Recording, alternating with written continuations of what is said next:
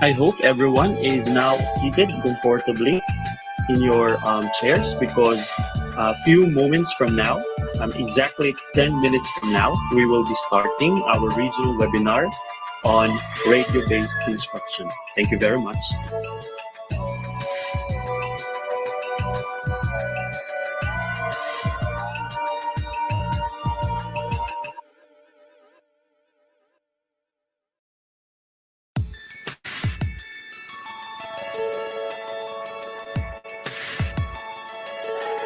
May I request also all the participants to please use your DepEd Gmail account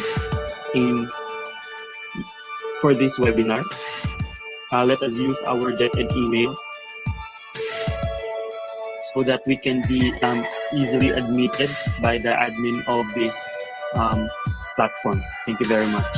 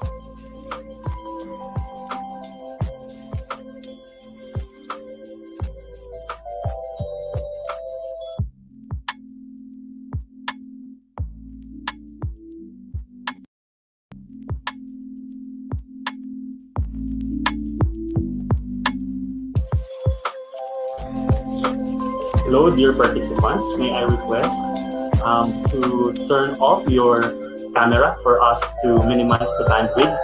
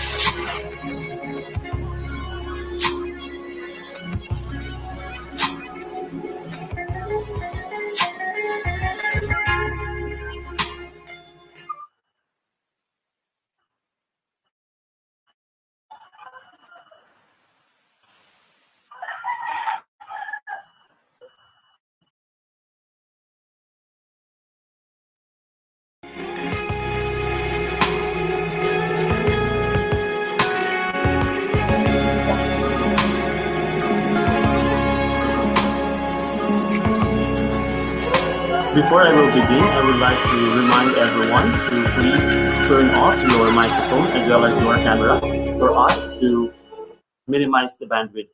Thank you very much.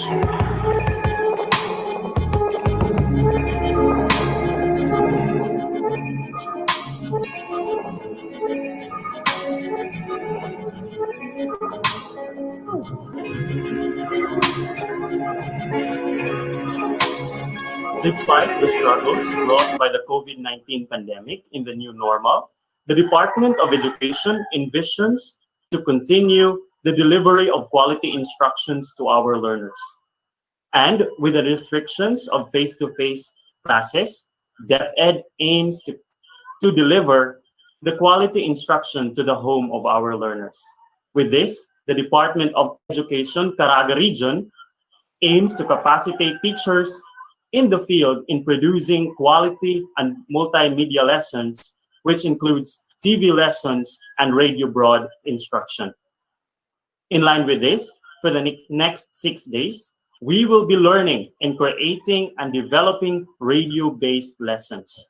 My due respect to our regional director, Sir Francis Cesar B. Bringas, CESO 5, Chief of the Curriculum and Learning Management Division, Dr. Isidro M. Biol Jr., Education Supervisor in the Curriculum and Learning Management Division, Dr. Gladys S. Asis, the Regional Office personnel in attendance, Schools Division Superintendents, CID Chiefs, Education Program Supervisor, RBI, ADM, learning area focal persons across the 12 divisions of the Caraga region, member of the core team, viewers in the Facebook page. Ladies and gentlemen, a pleasant morning to all of us. Welcome to the regional webinar on enhancing teaching delivery through radio-based instruction. To formally start, we will have the singing of the national anthem through audio-visual presentation to be followed by a prayer by Ma'am Vanessa R. Natulia, Butuan City Division, Pequeño National High School.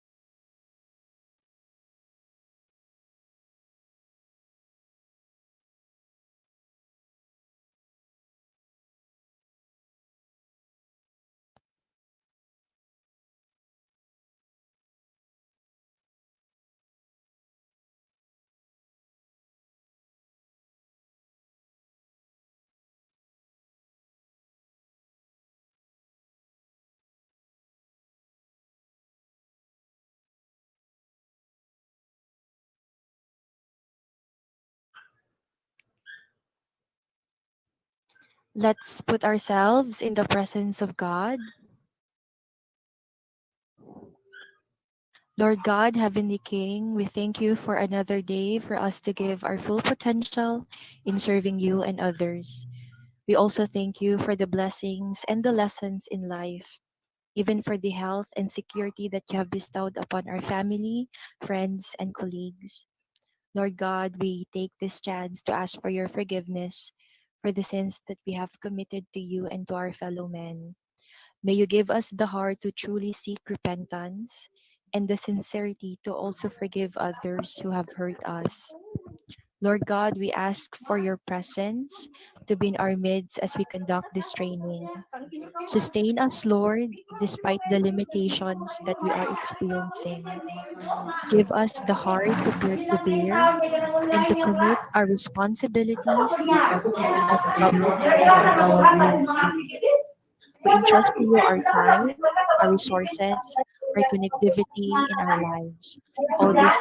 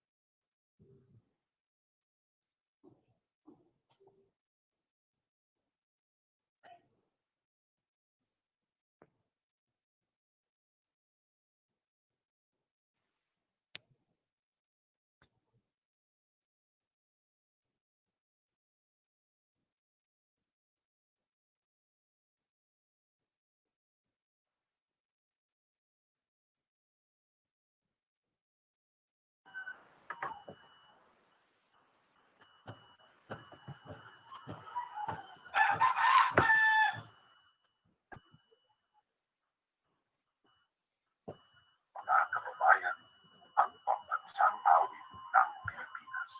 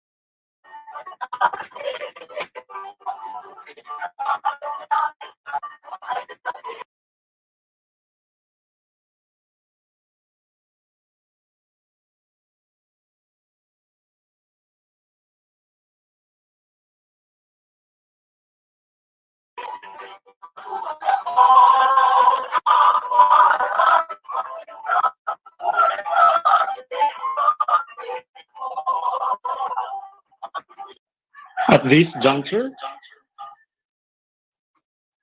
at this juncture, ladies and gentlemen, will be the attendance checking. Please help me welcome the Education Program Supervisor of Curriculum and Learning Management, Dr. Gladys S. Assis. Virtual round of applause, please. Good morning, everyone. To our Regional Director, Sir Francis Cesar Bringas. To our Curriculum and Learning Management Division Chief, Dr. Isidro M. Viol, attendants, education program supervisors in the region and in the division, core group of teachers, ladies and gentlemen, welcome to the regional webinar on enhancing teaching delivery through radio-based instruction. This morning, the Department of Education, through the Curriculum and Learning Management Division, is very glad that you are here attending our webinar. We understand that this pandemic has disrupted our lives in many ways. Despite the ongoing pandemic, learning has to continue. Educators from Caraga will always find ways relevant to the challenges of our time. COVID-19 has created new roles for us educators. Thus, your presence here is a clear message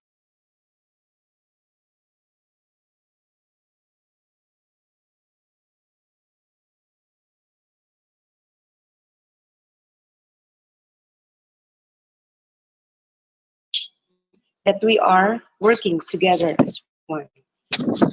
Our participants in this webinar are divided into three clusters.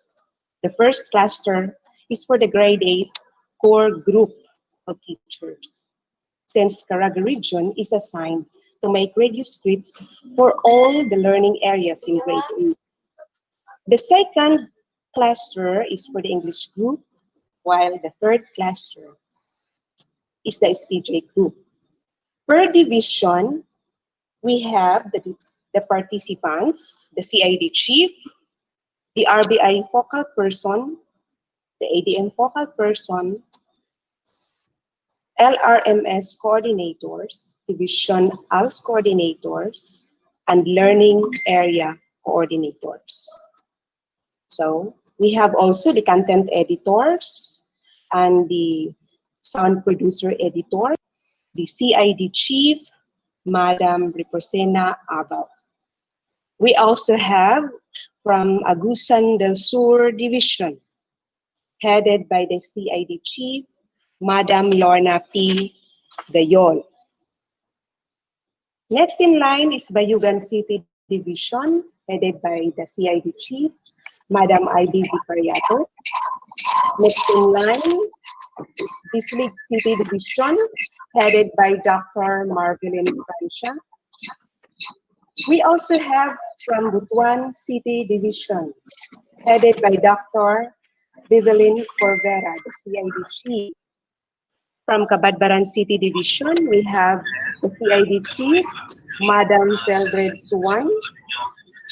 For the Nagat Islands, we have the CID chief, Dr. Lope Pateleras. For Siargao Division, the participants are headed by Dr. Gemna Hobby. For Surigao City Division participants, we have headed by Dr. Carlo Tantoy. We also have from Surigao del Norte Division, headed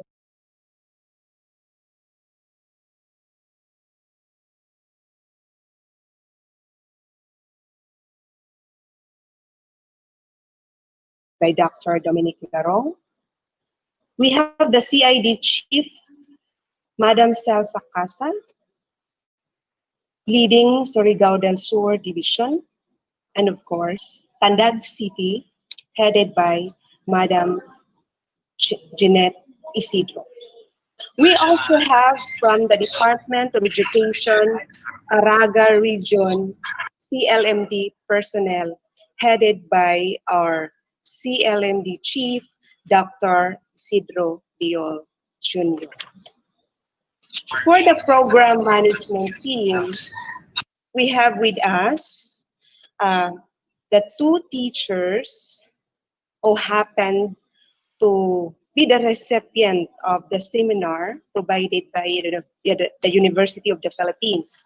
We have Ma'am Vanessa R. Natulia, teacher of Agusan Pequeño National High School, Butuan City Division. She will talk about RBI pedagogy, then social content in the development of resources for radio scripts.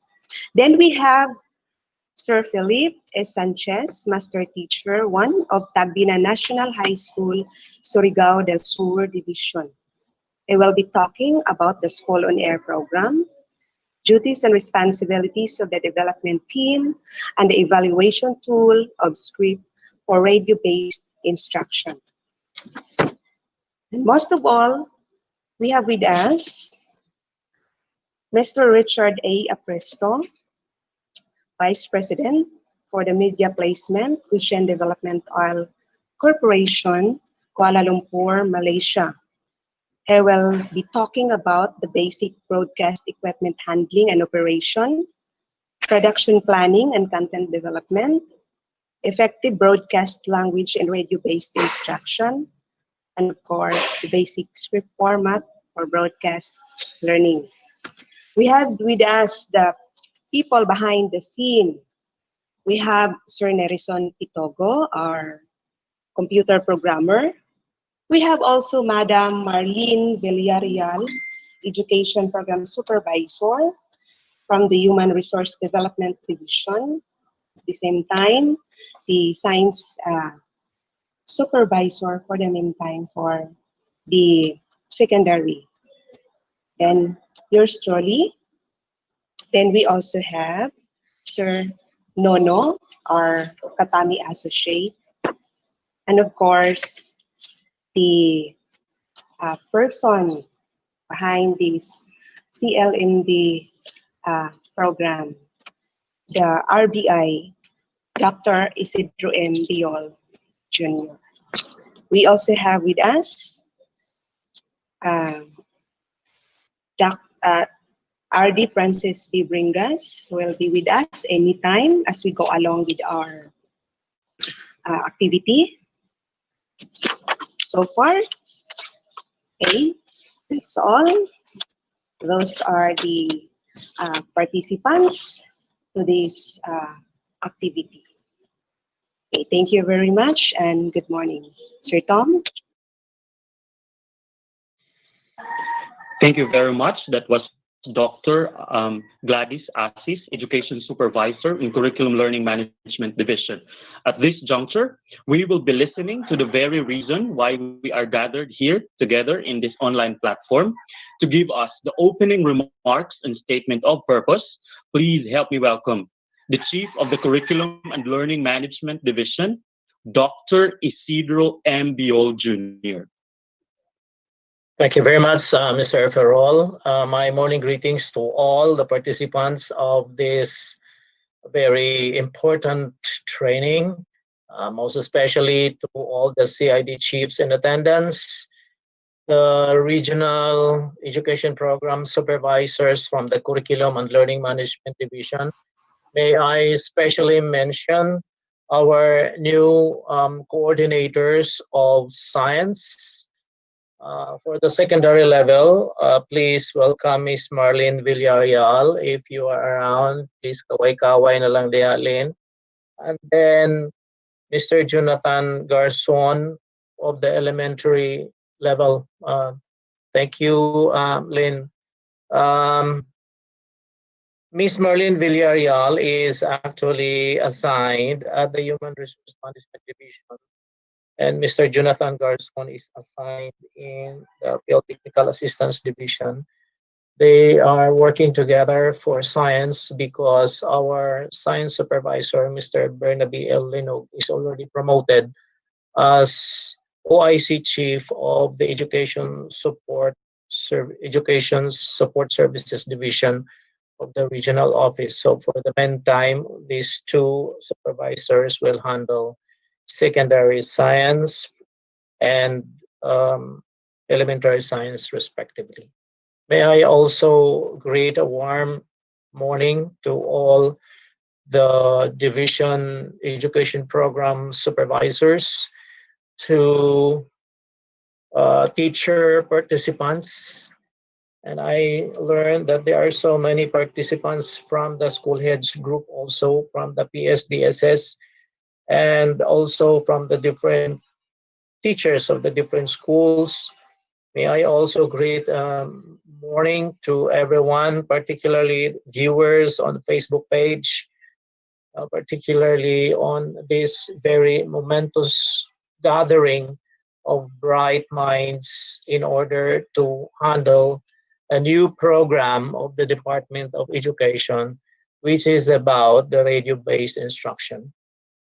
This is a very important training, ladies and gentlemen, because there is a need to teach radio-based instruction to our learners for those who have chosen the radio-based instruction modality.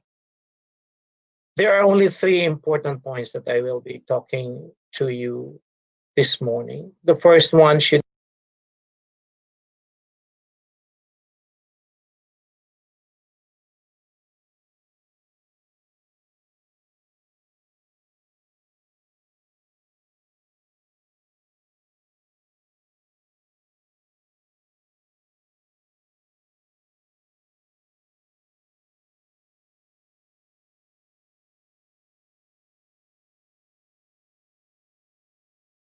be that of teaching, training, and development improve or elevate the minds of our learners in basic education. Training and development must continue in order that our officials, particularly from the Curriculum Learning Management Division, from the Curriculum Implementation Division, PSDSS, school heads, teachers in all subject areas must be properly informed about the necessary ingredients in order that learning should continue, because we believe that our educators, our teachers, are the potent force for the improvement of the minds of our learners. This is a new modality, ladies and gentlemen. Radio-based instruction is training is already the second training that Dr. Gladys Asses has conducted, because she has also conducted the TV instructions. And this is already a new way on how do we able to classify radio broadcasting in journalism and also radio based instruction as the new modality.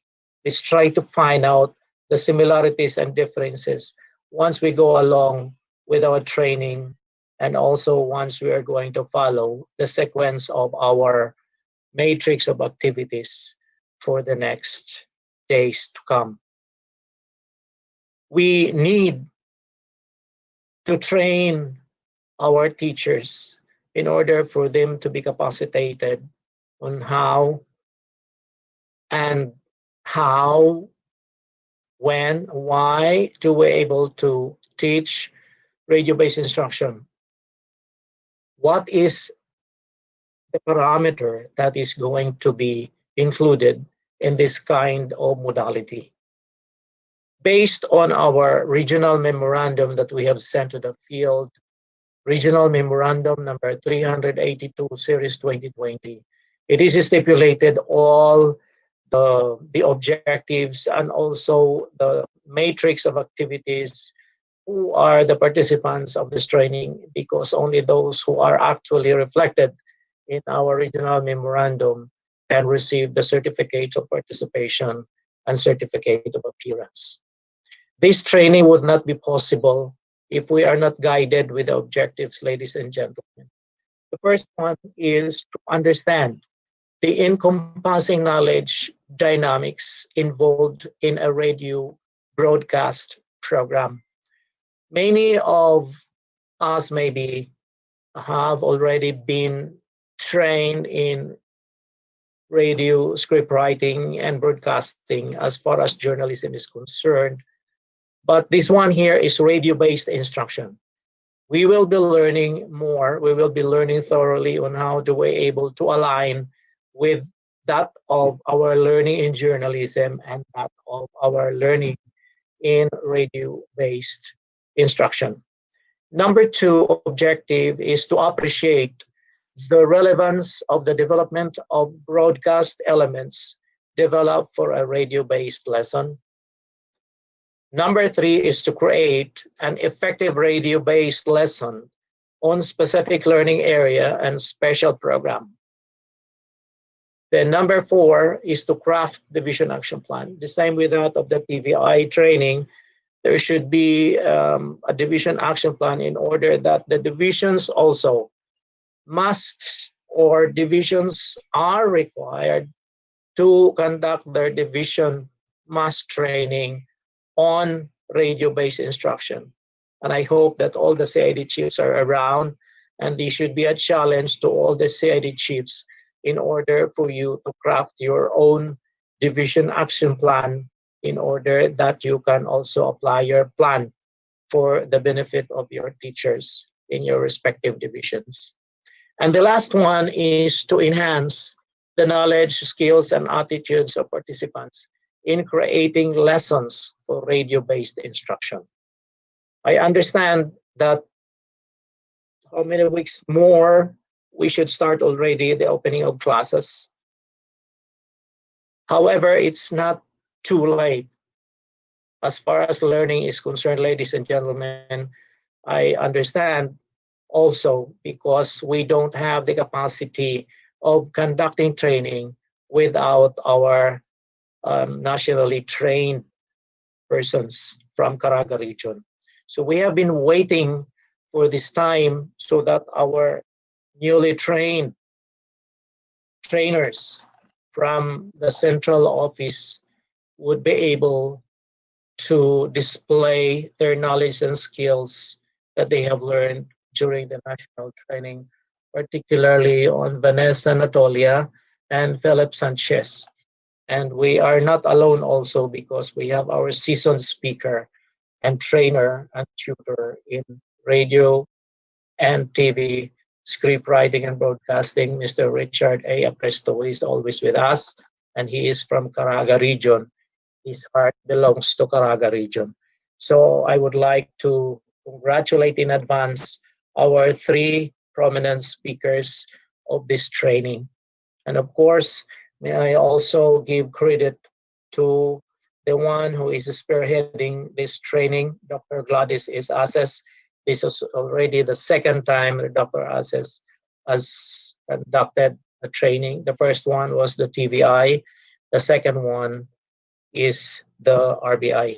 And may I challenge also the CLMD education program supervisors to do your own training like this in your respective learning areas so that we can multiply the number of scripts that have been developed by your participants in order that we can also exercise what has been written by our participants in this training. And so a challenge also is given to all the CID chiefs so that you can have your own pool of trainers in your respective divisions so that you can also manage your own script writing, your own radio broadcast production, and that we can submit already your scripts to central office for quality assurance. And this training, ladies and gentlemen, is an output oriented. That's why certificates of participation and appearance will be given only to the participants who can submit the scripts and even their productions.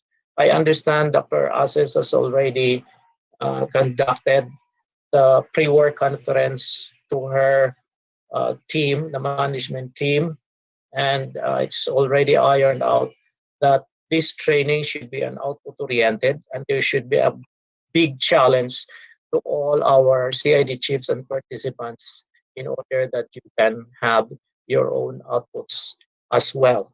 To our viewers on Facebook page, listen properly, and if possible, if you can follow the instructions and make your own radio scripts and make your own group of team people in order that you can have your own group as well so that you can divide the roles and functions in order that you can do radio script writing and broadcasting. Our regional director will come in anytime because he has also other equally important things to do in his office. Our assistant regional director has already retired, and we are looking for another assistant regional director to come in. So good luck to all of our participants. Good luck also to our facilitators, Ms. Natolia, Mr. Sanchez, and Mr. Presto. And I hope that all our objectives will be achieved at the end of this training. Congratulations in advance and thank you very much. Thank you very much. That was Dr. Isidro Embiol, the Chief of the Curriculum and Learning Management Division. A round of applause, please, for Dr. Biol. That was a very challenge and inspiration to all of us who are participants in this regional webinar. At this juncture, we will be having our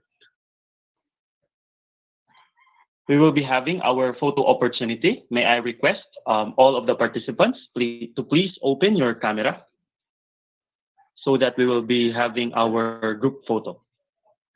Okay, Sir Tom, I would like to grab this opportunity to acknowledge Dr. Corazon P. Roa, the OIC CID Chief of Butuan City Division, by virtue of the retirement of Dr. Bebelin Cordera. Thank you very much, ma'am. Yes, ma'am.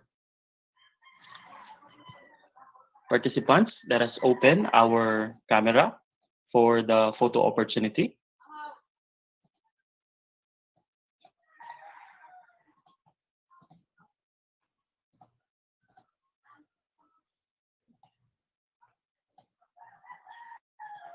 May I request Ma'am Vanessa to do the honors in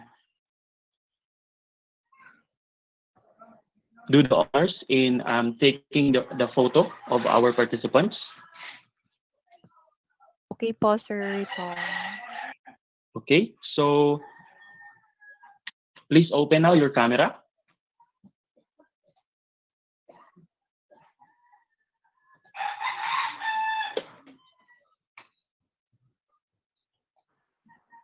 Including you, Sir Tom.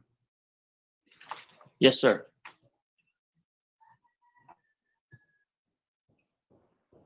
Okay, so all of the participants, may I request to open your camera, please?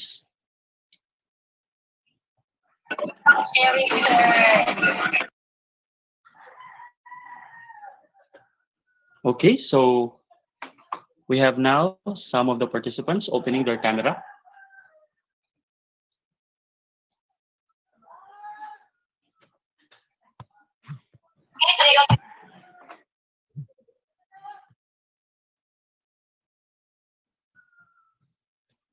Okay.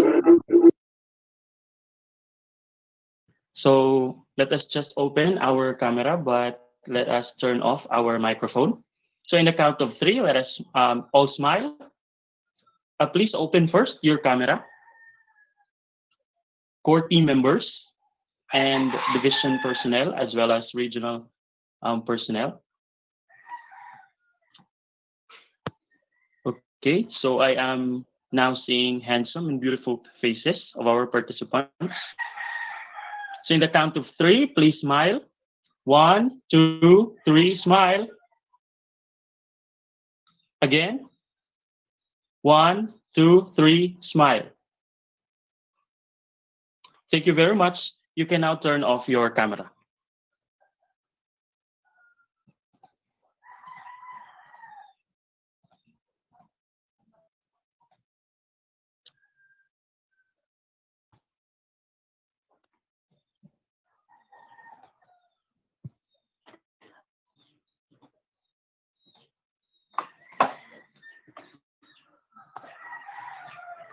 At this point in time, ladies and gentlemen, will be the webinar protocol. So I will be reading you the webinar protocol that we will be following in the course of this regional webinar. So the first, time, be at the session 5 minutes before the scheduled time.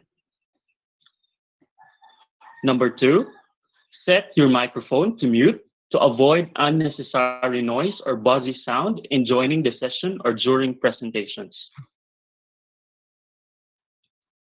Please disable video to reduce data usage. Enable it only when asked to do so. During workshops, participate actively during discussion and in hands-on activities. For your queries, there is a time allotted for questions. Kindly wait for the speaker to finish and use the chat box for inputs, queries, and comments. For our open forum, you may unmute the microphone to ask questions. Do not forget to identify yourself and your division once acknowledged. Remember to mute the microphone when you are not talking. And lastly, in case there is an urgent matter, give a private chat or personal message to the program management team. Also, all the participants are required to do the evaluation of the webinar. The link will be provided to you later. To give us the matrix of the activities, I will give you again our education supervisor of the Curriculum Learning Management Division, Dr. Gladys S. Asis. Thank you so much, Sir Tom. Okay. At this juncture, I'm going to present to you the matrix of activities. Kindly, Sir Tom. Okay. So, day 1, September 16, 9 to 9:45. Okay, our preliminaries. So, this is carried by the program management team. 9:45 to 10 o'clock is our break, neural break. We can do the stretching or something of something personal in this time. Then we are going to start our session at 10 o'clock in the morning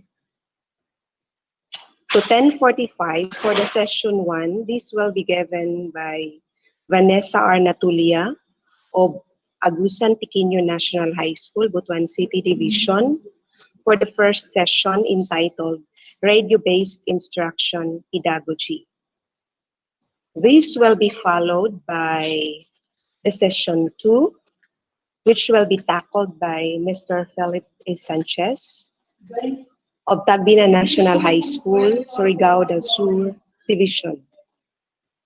He is tasked to talk about the School on Air, or SOA, or if we are going to have that one in our vernacular, tunghaan sa kahanginan.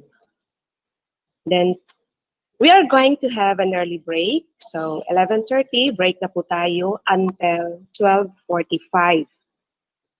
Please be on time at 12:45 this afternoon because that will start our MOL in preparation for the 1 to 2 p.m. session on basic broadcast equipment handling and operation, in which this will be shared to us by our invited speaker, Mr. Richard A. Apresto. Then for 2 to 3, we have the session 4. This will focus on the production planning and content development. Same resource speaker, and then followed by the session 5, which is the effective broadcast language in radio-based production. Same thing, this will be shared to us by our invited speaker, Mr. Richard A. Apresto.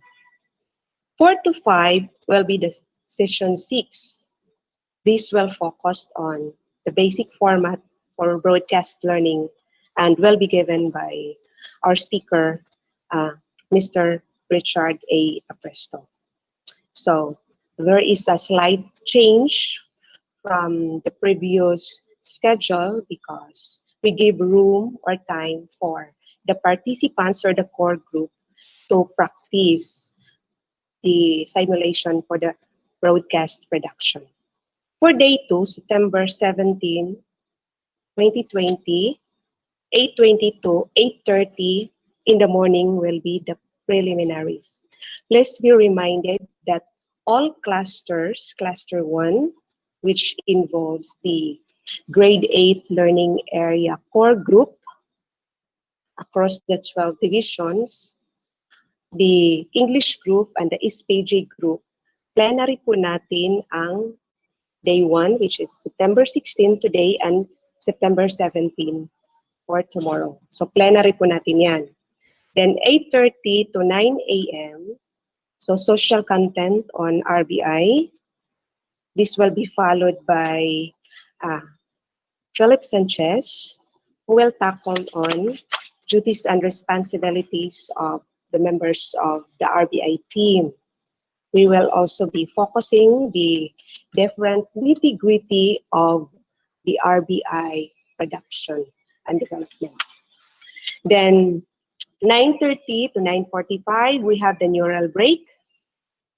Then after which, 9:45 to 12 in the morning tomorrow, this will serve as the workshop and then the polishing of script of the different core groups. Okay, so the English group, the grade 8 uh, uh, group, and then the SPAG group, ito na yung time that they are going to have a workshop, and then they are going to have their own link to convene. Then 12 to 12:45 will be the lunch break. And then by 12 noon also, after the polishing of script will be the submission of the RBI output to the resource speaker so that he will be able to see if you're on the right track in terms of crafting the output. Then 12:45 to 2 p.m. will be the group simulation and practice. I'm going to remind the core group, grade 8 ito ha, yung mga script writers ng grade 8 learning areas, no, na-assign sa Caraga. This time is your simulation and practice, 12:45 to 2. Okay. Then 2 to 3 will be the presentation of outputs, and then 3 to 3:15 will be the break. Then 3:15 to 5, still the presentation of outputs. Okay. So by day 3, continuation pa rin natin. So it means that those participants in cluster 1, your attendance until lang po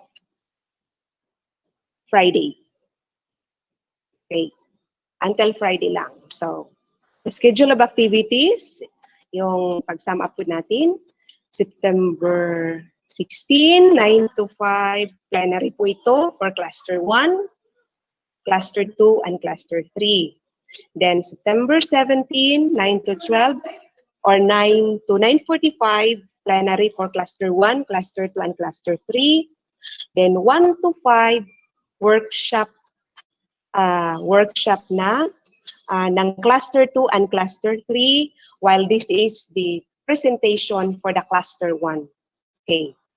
For September 18, okay, so continuation na po natin ng presentation of outputs. Okay. Then for September 21, this is now for the cluster 2. So ang mga mag-a-attend lang po dito ay ang English group. Same thing on September 22, this will be attended by the SPJ group. Okay. So that is for the schedule of activities. Just in case you have some clarifications, we have the chat box in which you can write some of your queries. Okay, for the participants, para magiging klaro, for the cluster 1, we have the CID chief, RBI focal person, ADM focal person, learning area coordinators in the region and in the division, then division als coordinator, then division and region LRNS coordinator. So pag cluster 1, it means your attendance shall be on September 16 until 18. Kasama na rin dito yung grade 8 learning area core group of the assigned grade 8 ADA module who will write the output for the RBI.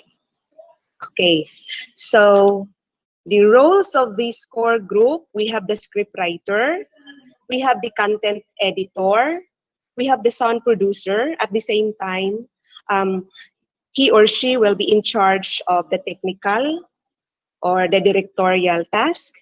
And we also have the teacher, broadcaster, or talent designer. Just in case you have another talent, no? So, as scriptwriter, pwede siyang magiging talent. Ang content editor, pwede rin siyang magiging talent during the production. Okay. For cluster 2, we have the core group. Then this will be attended by the division English coordinator. So, ibig sabihin, on September 21, only English group shall attend on this activity. Then this will be followed by the special program in journalism core group on September 22. Then ito rin po na time ang presentation of outputs nila. Then after which, in the afternoon, will be the closing program. Okay. Next, Sir Tom. Okay, so I guess that would be all. Thank you very much. Thank you very much, Dr. Asis. At this juncture, we will be having our health break for 10 minutes. You can attend to your personal needs. And after the 10-minute break, we will begin our first session with our first speaker, Ms. Vanessa R. Natulia. Thank you very much.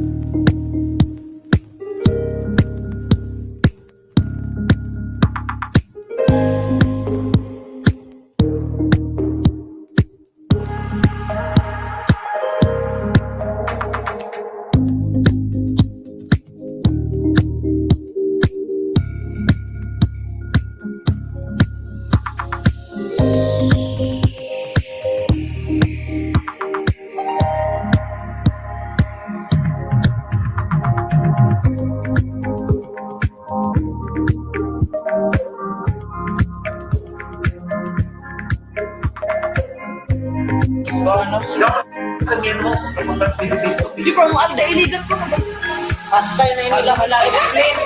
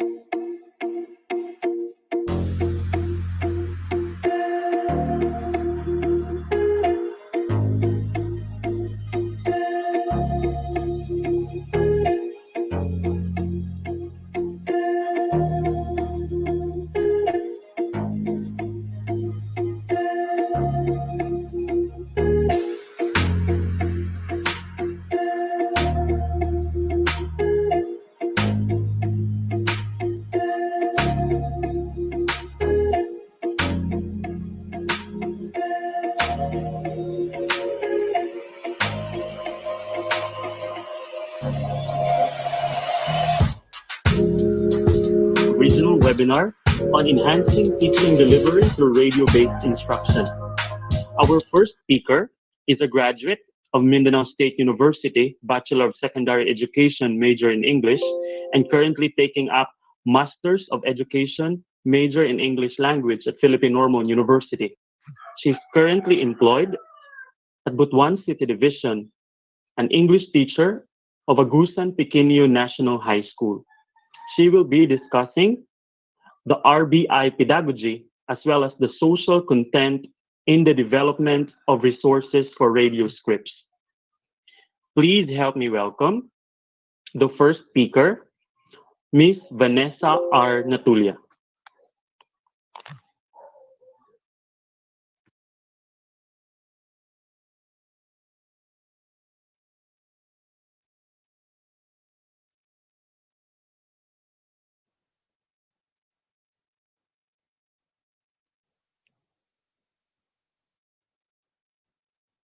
Hello po to all our participants out there. Hopefully, you are now seeing me on your screen. Ayan, okay. So again, hello to our participants out there, the teachers, the administration, even the people from the regional office. Hello po, we come together with one purpose, which is actually to serve our learners, okay, with the right education that they deserve. Yan. So before I proceed to my topic, which is on radio-based instruction pedagogy, I would like to parang kumusta po kayo. So how are you right now? How are you dealing with the new setting, with the new normal setting? Are we on the adjustment phase pa po ba? Nabibigla pa po ba tayo? Stress po ba tayo? Ha? So I would be happy if you can somehow chat your answers to my question in the comment section. So let's make this session parang in a friendly atmosphere lang po, because I know as one of the teachers in the field, accepting and embracing the new normal setting is really not easy, regardless if you're a teacher, if you're a school head, if you're an administration. Everyone had their own parang taste of labor in this new normal setting. So mahina po yung audio ko. So am I now loud and clear to everyone? You may actually again comment your concerns on the chat box po. Sige. So yes, no, we are experiencing the consequence or the effect of the pandemic in the educational setting. As you all know, it somehow hampered yung normal po na teaching learning process na we are so used to. And I know there are many comments, reactions from the teachers and from the admins. Some of the comments medyo leading po sa negativity, like ang dami-dami na namin ginagawa. Sino po bang nakaka-relate nito? Dami-dami na namin ginagawa, may TV-based pa, may radio na naman, hindi pa nga napiprint lahat ng modules. So things like that. But those reactions are actually very normal reactions, very valid human reactions, considering that the change that we're experiencing right now is quite abrupt. Biglaan, like walang na-prepare, bigla-bigla lahat. So those reactions again, maybe just to settle your mental health right now, are valid human reactions. However, despite being valid, those human reactions that we have regarding the new setting, we always need to consider to transform these valid human reactions into humane responses. Bakit po humane responses? Bakit po hindi tayo dapat magdidwell doon sa mga reactions natin? Because every time we dwell on our human valid reactions, there is a learner out there who is being deprived with their right to education. Yan po ang dapat nating maintindihan. Truly, you might tell me, radio-based instruction, this distance learning modalities, they are very difficult, easier said than done. But always remember po, mga participants, mga ma'am and sir. It's difficult, pero it's not impossible. That's why we are treading, no, on this new path, just to give way to those learners. Because whether we like it or not po, the crisis that we are experiencing right now is opening discrimination to our learners, not just to our learners, to our teachers then, especially for those who have limited resources. So the notion of digital divide in the educational setting is very, very prominent. When you say digital divide, it's actually the division for those who can afford, for those who have the resources, and for those who don't have the resources. Hence, the Department of Education has been sorting out to different modalities para lang po ma-bridge yung gap that is brought by the digital divide. And one of these options being sorted out or being chosen by the Department of Education is radio-based instruction. And that will be my topic po for this morning, our first session. So hopefully you are excited same as me, although I have studied no this topic, but I'm also excited because same as you, we're actually having the same level of conducting such modality. So before I show you my slides for this topic, I would like to know your expectation po. So may I call Ma'am Marlene Villarreal, for the Mentimeter po, I would like to know the expectations of the participants for this session. So there is a link for the Mentimeter. That's why Ma'am Marlene Villarreal, the EPS HRDD, Human Resource Development Division po. I would like to ask your assistance for the Mentimeter po so that our participants can give and express their expectations for the first session.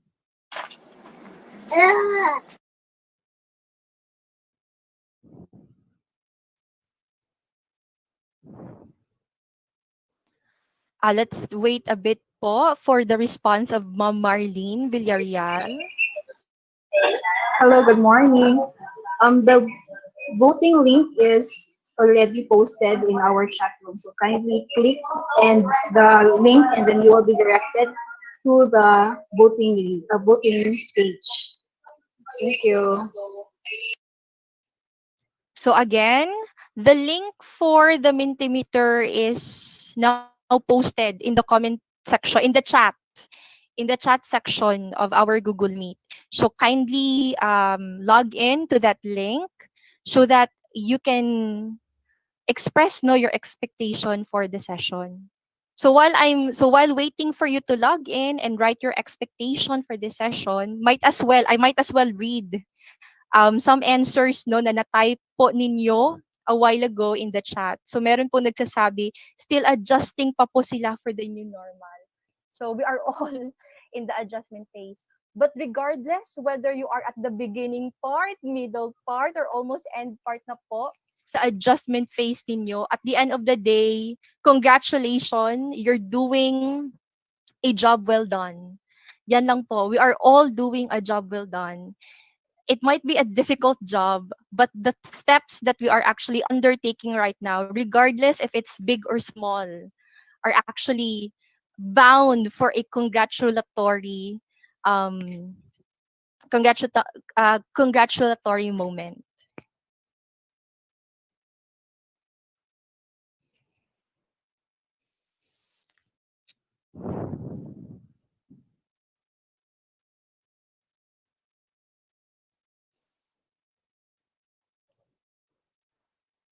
So found on your screen, I hope this is already shown on your screen. It's actually the answers that you have for the expectations for our session. So, ayan po, no? You're expecting that it's comprehensive. You're expecting that you can understand the topic. You also you're expecting for the standard scripts. And you're expecting it to be challenging. So, at least I know, at least through this medium, I can somehow assess your honest expectations. And thank you for that. Thank you for participating. So what else? Ano pa po ba yung kaya kong mabasa? Okay? You're expecting about the pedagogy. You wanted to know a sample script. So very good. Everyone is so excited to write and see the full script for the RBI. What else? How to teach students, novel strategy ideas, more learning. Uh, what else? It's enjoyable. It's enriching. Yun, so ang dami po, no? So these are your expectations, okay? So that's good. New style in editing, definition, creativity in script. So ayan po. So you can actually view your responses, not just your responses, but the responses of the participants for this session. And they are good responses. Sige po. And ang others po, for those who cannot siguro avail the link or log into the link, they're actually putting their answers on the chat section. So some are expecting additional inputs on how to integrate radio broadcasts and how it could help the teachers in times like this. Okay. So very good expectations. So hopefully we can meet those expectations. But for some of your expectations, I believe it's not under my session po ninyo makukuha. It might be, or it not might. It is surely found, or these expectations will be met on the other sessions po, in the other topic. That's why you really have to tune in to the rest of the sessions para po all of those expectations that you have, day one pa nga eh, can be attained, okay? So, ayan. So, I guess that's it for the Mentimeter. Thank you po, Ma'am Marlene Villarreal. And also thank you for the participants for giving your honest answers. Yan. So allow me to share my slide.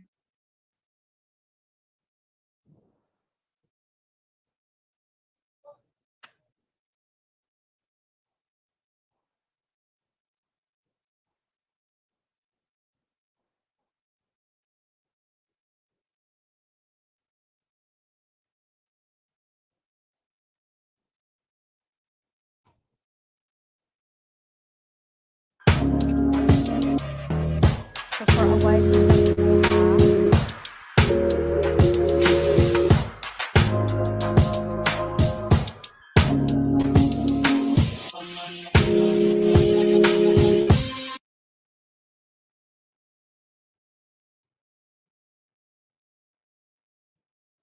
okay. I hope po nakikita niyo na po yung slides. Sir Yes, Thompson Ma'am po? Van. Ah, Yes, okay. Ma'am Thank you, Van. Ma'am Okay na Gandhi. Yes, po. Ma'am Van. Okay, thank you. So, yes, so this is our first session, which is on the radio-based instruction, but in a pedagogic perspective. So since all of us here are teachers, I think the word pedagogy is very, very familiar to all of us. It pertains to actually the teaching strategies, the teaching principles underlying into radio-based instruction. Although pedagogy is very familiar, but I do believe that radio-based instruction or RBI is a bit alien as for now, no? Especially for those hindi pa nga nakaka-try nito. So this is a very exciting endeavor for us to start with. But a while ago, I've somehow prepped you regarding the context now in the Philippines, in our country. And yes, truly, through your answers sa Mentimeter, through your answers in the chat, some are actually finding it challenging, finding it difficult, nasa adjustment phase pa po.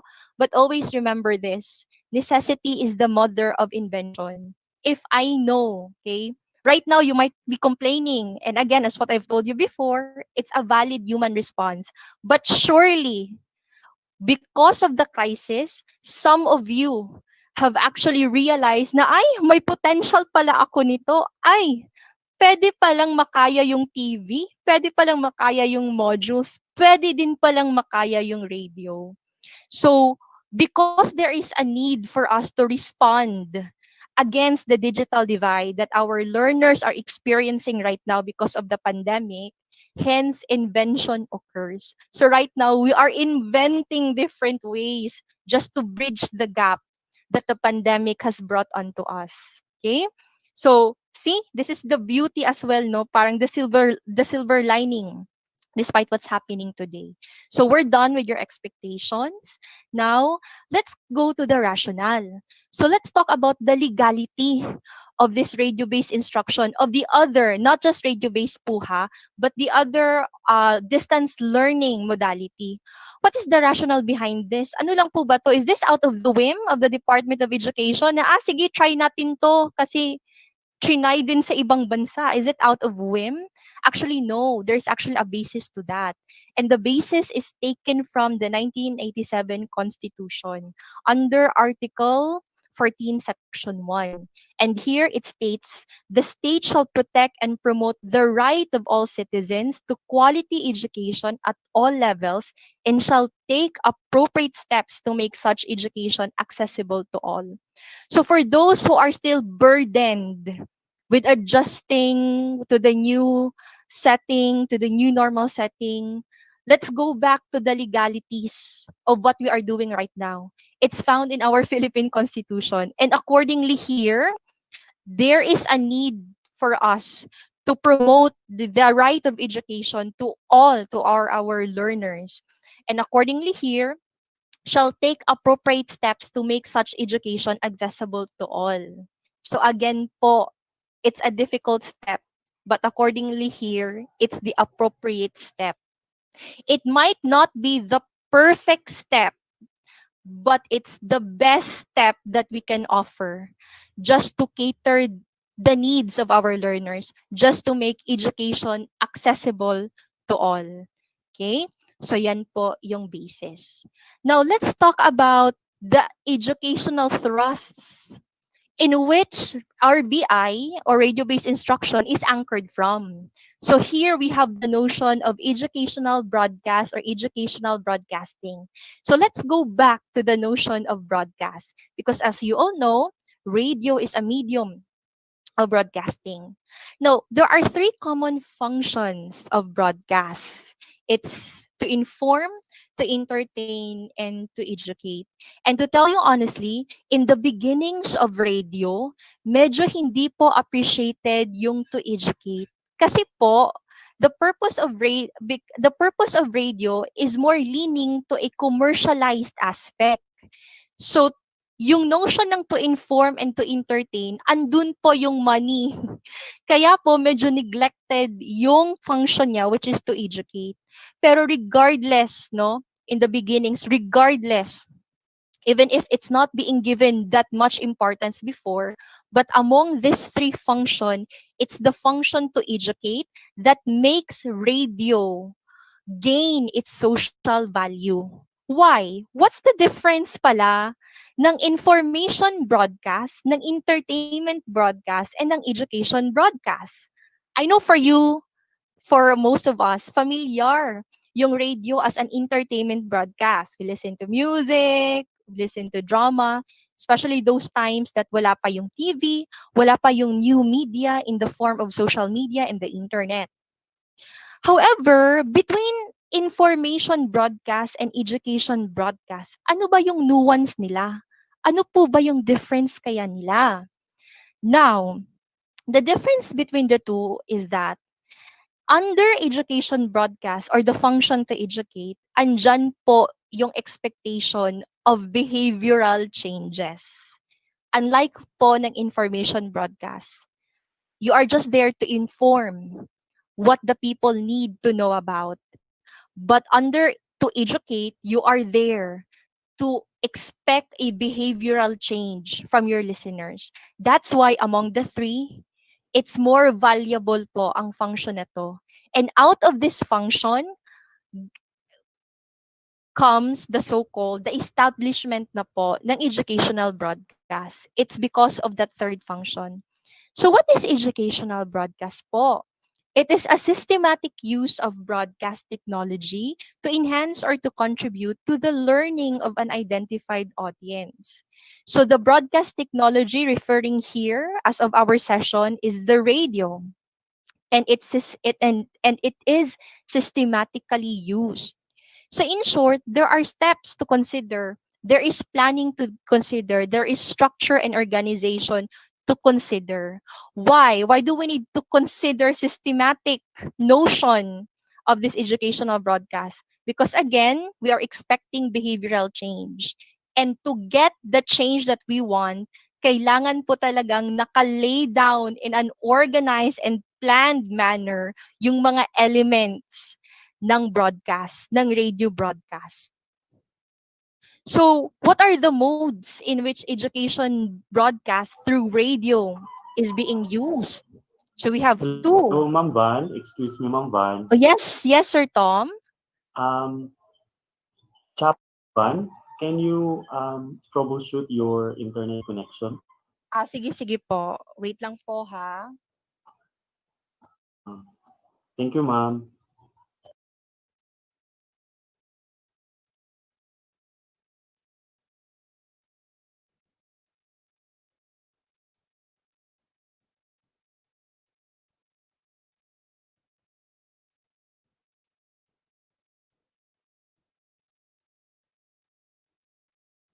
Hello, Ma'am Van. Oh, yes, sir. Yes, sir. Okay na, Ma'am Van. Okay, you can now. Okay na? Yes, Sige, ma'am. Okay sige. na po. Thank you very much, ma'am. Sige po. Sir, did I miss a slide? Like, No, do I no. need to go back? May slide po ba na napaka-choppy na hindi na po nabigyan ng justice? For the educational broadcast, ma'am, the last slide only, ma'am. Sige po. Sir Tom, can you still see my screen? Yes, ma'am. Yes, ma'am. Sige po. Ayan. So this is also the beauty no ng new normal setting.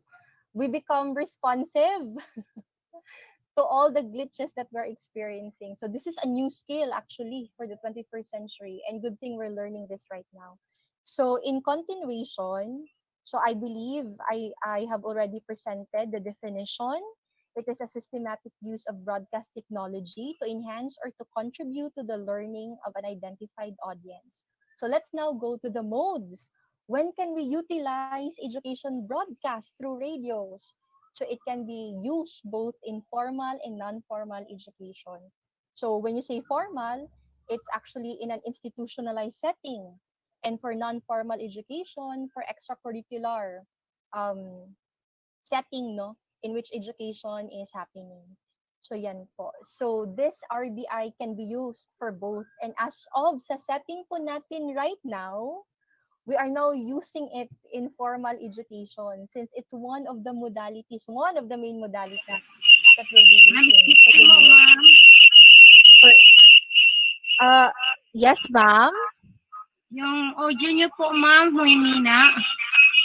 Okay. Yan po, ma'am. Malakas na po. Sir Tom, can you please Yes. confirm? Yes, ma'am. Loud and clear. Yes, ma'am. Go ahead, ma'am. Sige. Thank you po. Ayan. So thank you, no? Your eagerness to really listen matters. Thank you so much. Ayan. So again, as what I've told you, they can be used both in the formal and non-formal setting. And in what's happening right now, we're actually adapting it in the formal setting.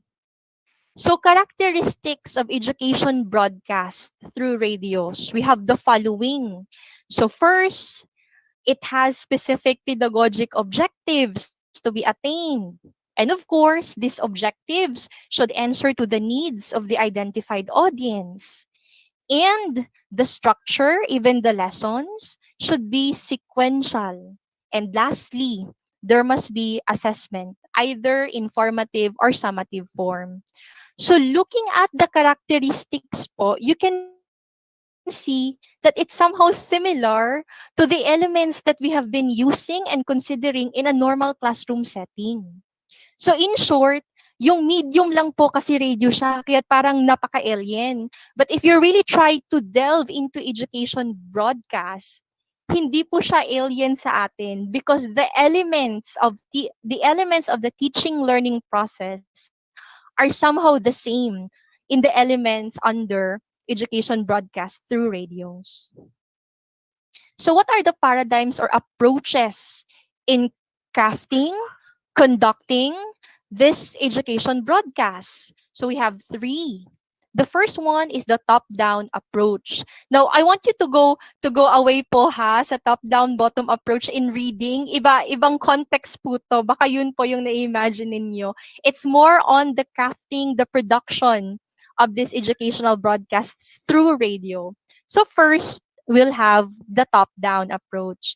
Now here, yung main characters po nito, the main people who are crafting and producing the broadcast are actually the higher ups, the authorities, the experts.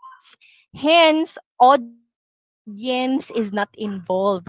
Kumbaga, in our setting right now, medyo hindi natin pinapa-involve yung mga learners. It's more on the experts part to craft and to produce this radio broadcast. Bakit po sila lang? Because the main goal in this approach is to produce a high quality production. Yun pong tipong it's too planned, it's too structured just to achieve the expected quality that we want. So kayang medyo in-exclude po natin yung audience. However, aside from top-down, we can also approach this through the bottom-up. This time, audience is involved, very, very involved. Like during po sa broadcast, merong pong feedbacking from students, may mga interruptions, merong pong mga candid moments po na nangyayari. It's a good thing because it becomes very, very interactive. The only sad thing is that production may be in disadvantage kasi meron pong mga unplanned elements and it may actually hamper or affect a bit yung quality ng production. However, for the experts, they believe that we shouldn't dwell solely on top down and bottom up. Instead, it would be better if the approach that we'll use in the crafting and in the production of this education broadcast is a combination of both, a blend of high quality production and audience participation. And I believe the Department of Education is using this approach in the crafting of the RBI. Why po? Because at the end of the day, we have the MELCs, the most essential learning competencies, but this most essential learning competencies are actually bounded from the identified needs of the students. And as you all know, before all these learning modalities has been parang prepared and conducted, there is already the notion of profiling to the needs and the capacity of the students, of the learners, and of the teachers as well. So this is where participation happens in the crafting and production. Okay? So that we can come up with a quality production that can cater our contexts. Sige po. Ayan. Now, let's go to the historical background ng education broadcast. Like, was it really successful? So I'll give you just a run through of the historical traces in which education broadcast through radio has somehow started. So let's start with the global perspective. Kailan ba nagsimula na ginamit yung radio as part of the instruction, as part of the teaching learning process? It all started pala in 1920s. Now, during this time, it is the year in which radio programs are flourishing in Europe and in the US. It was actually the British people who started this, followed by the United States and other nations from Europe. So before, it was merely on entertainment and information yung purpose. It was during this year that to educate na po, nakagain na po yung function na yan ng importance. It was during the 1920s. And here comes World War II. So during this time, educational broadcasts were mostly supportive of or related to the war effort and to educate as well. Now, I want you to realize if right now meron tayong health crisis po, nung unang panahon sa World War II, meron po din silang crisis which is the war crisis. Now, during that time po ng war, does it mean ba that education stopped? Actually, no. Same po ng ginagawa natin ngayon. Education should not stop. So yung ginawa nila, despite the war that is happening, education must continue. And one of the modalities that they tapped or used is actually radio education programs or the radio-based instruction.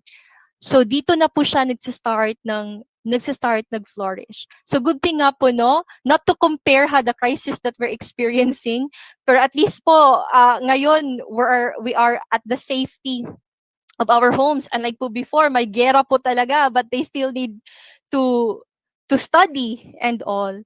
So at some point, we still have the upper hand in the situation. And after World War II, there is already the massive development aid in Asia, Africa, and Latin America in terms with educational radio programs. So from the word Asia, andyan na po si Philippines. So paano nagsimula yung radio-based instruction? Yung education broadcast through radio in the Philippines. So it started somehow at World War II. Wherein our radio stations, were used by the Japanese to teach Filipinos basic Nihongo. So this is how radio is used in education, no? It started during the Japanese period. And then later on, parang nawala po siya, but bumalik po yung educational purpose ng radio. And the first person who pioneered po yung establishment na po talaga ng RBI is si Sir Pacifico Sudario. He is an enterprising freelancer. He is the first one to produce the Farmer's School on the Air. So it's an RBI-based radio program. As you can see, it caters the needs of the farmers. So in short, hindi po immediately na-adapt ng Department of Education, ng education, yung radio programs as a form of educating people. It's more on na-adapt siya, una siyang na-adapt sa agricultural na sector through teaching these farmers. Okay? And at present, radio programs are now initiated by both the government and private sectors. And as of now, we are using it under formal education na po talaga as one of our modalities for the new normal setting. So let's now go to radio-based instruction. So inadapt na po ng Department of Education yung notion ng RBI. For some, you might be asking, may RBI pala? Saan? Kailan? Di ko napansin. Well, actually, it's already in our department. However, it is anchored under the ALS program. Now, this is the definition of RBI based on the ALS program. It is an alternative learning delivery mode using radio broadcast to deliver the alternative learning system programs. So it has two main objectives. It's there to provide learning opportunities for listeners who are out of school youth and adults, and it enable learners or listeners to acquire equivalency in basic education. And its target learners are actually the out-of-school youth and adults in the communities. So who are these out-of-school youth and adults? They are the completers of basic literacy program, the unemployed or the underemployed, and then the industry-based and domestic workers. So this is very ALS perspective, no? However, good thing kasi andito na pala si RBI sa ALS, because to tell you honestly, I do believe that the distance learning modalities that we're having right now are somehow patterned from what the ALS are doing. Starting from the modules, with the modules and also with RBI. The only difference is that yung target learners natin becomes very, very inclusive because it's not just the out-of-school youth, it's everyone. Okay? It's everyone in which yung capacity or yung source lang po nila is through radio. So yan. So now, since we're done defining um, its educational thrust through education broadcast, its historical traces, how it is viewed under ALS. So what are the teaching principles behind RBI? So yung main tanong, pag mag RBI na po ba tayo? Does it mean wala na pong teacher? Like, ipaparinig lang po natin yung mga bata sa radio na, oy, sige, makinig ka ng radio. Especially dito po sa Caraga, usually, si teacher, malayo po yung bahay niya sa bahay ng estudyante. So, like, should we just tell them na, hayan ha, makinig kayo, ganito yung oras ng programa, sige, goodbye. Wala na po ba tayong role? I-burden po ba natin yung teaching learning context sa radio teacher and sa radio host? So, let's try to check, no, the underlying teaching principles at saan ba tayo lulugar. I know some of you here are part of the development team and some of you are really teachers on the field. So, sinong responsibilidad po ba yung teaching dito sa RBI? Is it only on the development team? So, ano po ba yung part ng teachers in the field? Sige. Now, according to one of the speaker ng radio-based instruction pedagogy, what works daw in the classroom also works in remote learning or distance learning, even in radio-based instruction.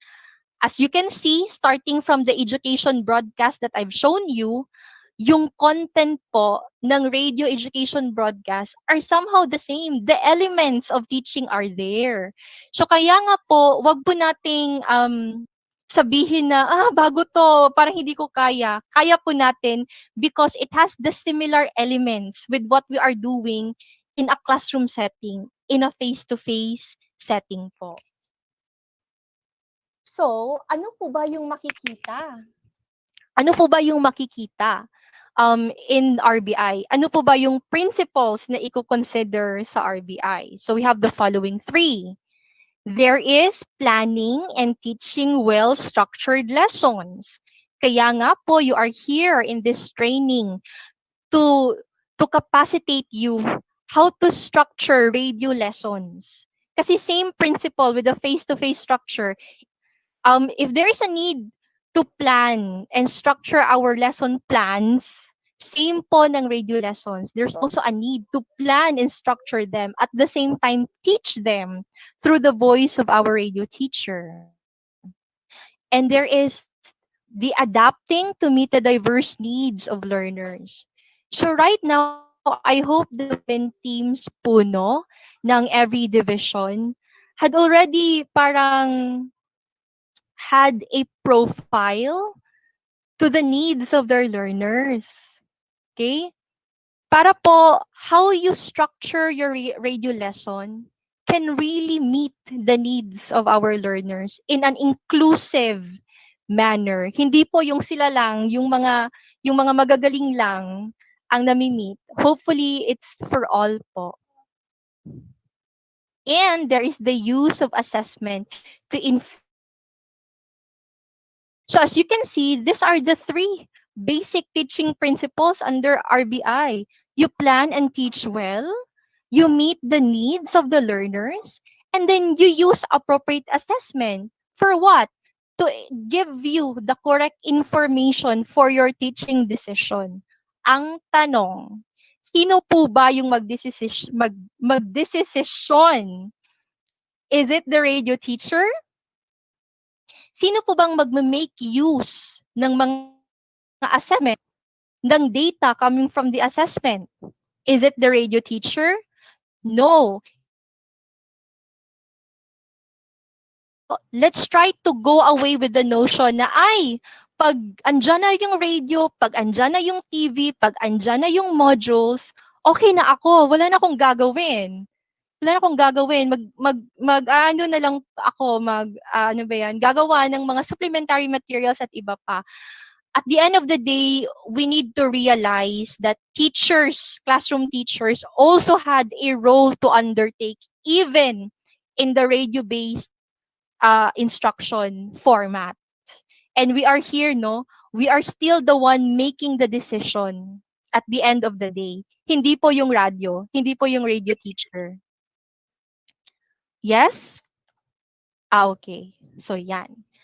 However, under these three main teaching principles, what are the priorities? So, ayan, parang specifications ng tatlong ito. We have three again. Student-driven learning, interactivity, and teacher presence. So, let's start with the student-driven learning. So from the word itself, student driven. So in short, it must be learner centered. Pero learner centered in what aspect po? So we have the following with your questions. Number one, with your questions. So this is a burden for both the development team, kasi mga teachers po tayo, nagagawa ng script ng radio lesson. And at the same time, yung mga teachers din po for their supplementary questioning after or even before the student listens to the radio program. So questions should make students engage in the activity. So again po ha, for those who will be writing the script or for those who are done writing the script, I want you to parang reevaluate what you have written. Do your questions make students engage in the activity? And then you might ask me, Ma'am, paano po sila mag-engage? Audio lang po yung nakikita nila. Remember, there are many kinds of engagement. Some are physical engagement, but others are cognitive engagement. So, do our questions make our students think about the activity, about the lesson? So that is very important in crafting our radio lessons, no? In conducting our radio-based instruction. Next, explore. This pertains to the activities. Do the activities encourage the learners to explore the main ideas of the lesson? Or baka po napaka-flat ng activities? So, we need to consider the needs of our learners. Ano po ba in their grade level, in their age? Ano po ba yung suitable na activities sa kanila? Should we make use of lecture method in our radio lessons? Pwede. Pwede naman. Pero aside from from lecture format, what else? What other activities can we use? Pwede nating lagyan ng drama, ng parang may news na part, okay? And other things to consider. At the end of the day, it boils down to the suitability in terms with the needs and the interest of our learners. Okay? So yan. And of course, the last one for student-driven learning, the application. In this part, the principle is that you need to encourage the learners to apply the lesson in real life. Ang tanong, sino po yung mag-i-encourage? Again, it's the teachers in the field. So you have to remember that teachers should be present even during teachers should be present, or the presence of the teacher should be readily available during these radio lesson programs, because they are the ones to encourage the students, no, to apply the lessons they've learned in real life. Although you might tell me, Ma'am, my module naman po naka-accompany sa mga learners for them to answer. But at the end of the day, these modules are just papers. Wala pong emosyon ang mga modules na yan. They still need the presence of the teacher. Okay? So yan po. So that the lessons that they've learned can really be applied. And we have the next priorities, which is the interactivity. You might tell me again, paano magiging interactive yung radio? Na it's one-way communication lang po. But do you know po that in first world countries, they do not call it as RBI, radio-based instruction. They call it as IRI, interactive radio instruction. So ang tanong, paano po ba magiging interactive? So we have the following through feedbacking. So always remember, even if nasa radyo po sila nakatutok, feedbacking matters, okay? Can you still remember when we listen to radios for the sake of entertainment? We text the DJ, we do texting. So it's the same setup po sa RBI. Okay? So in what way can we do feedbacking so that we can achieve interactivity? There is the notion we can make use of social media. For those I'm not saying na lahat po ito is true to all. But for those medyo higher tech, radio lessons through social media. If you have your group chats, your group in the messenger, your Facebook page, you can supplement, okay? Ask questions. Kumusta na? Naintindihan nyo ba yung lesson sa radio?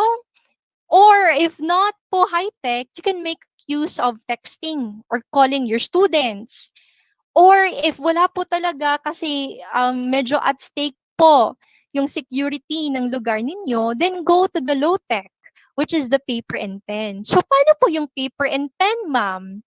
Pwedeng pasusulatan. You might ask your students to write journals about what they have learned from the radio lessons or the reflection or insights from the radio lessons. So pwede po yung mga journals na to are already attached when you give the modules. Okay?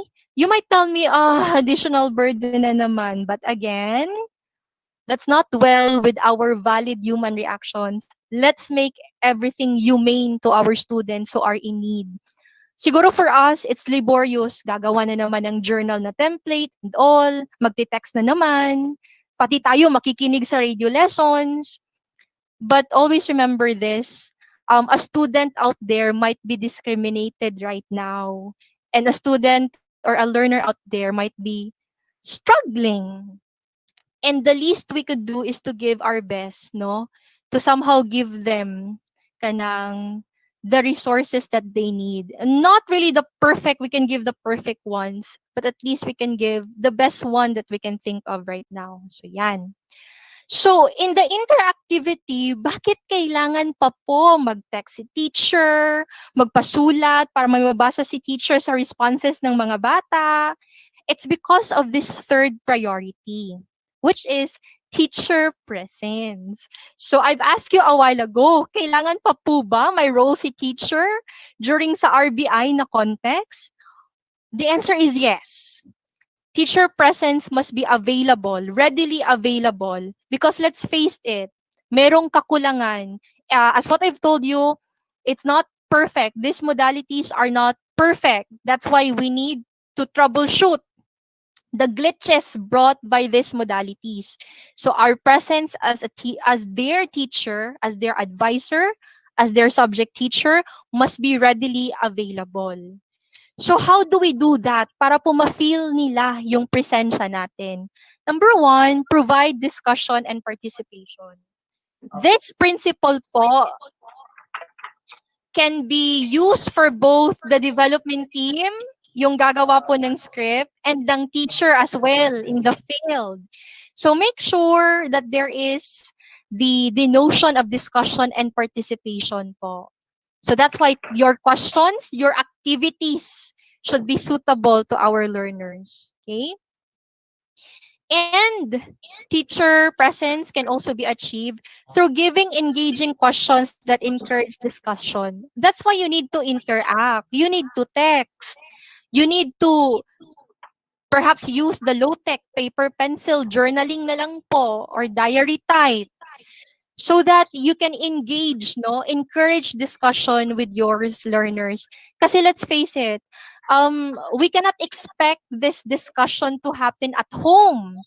Kasi parents might not be capacitated as well. And at the same time, baka mas limited pa po yung sources nila at home. So we are there to troubleshoot. Our presence is there to troubleshoot.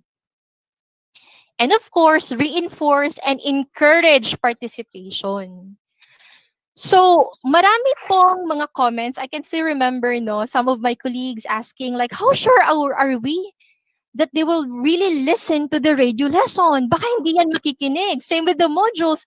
How sure are we that they will seriously answer the modules? Well, this might be one of the answers.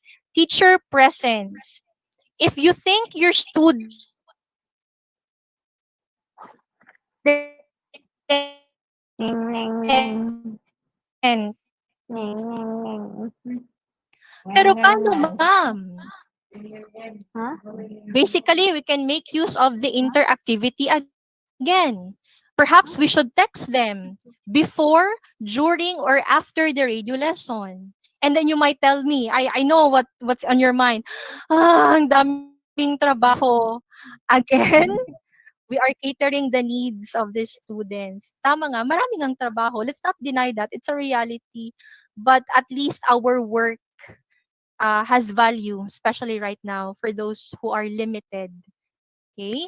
So yan. What else can we incorporate teacher presence?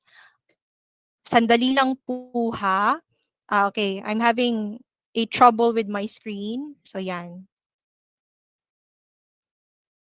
So sige no. So while I am somehow troubleshooting po yung mga glitches on my screen, might as well think right now uh, as a teacher in the field or even as school heads, paano po ba natin ma-establish yung teacher presence during these modalities?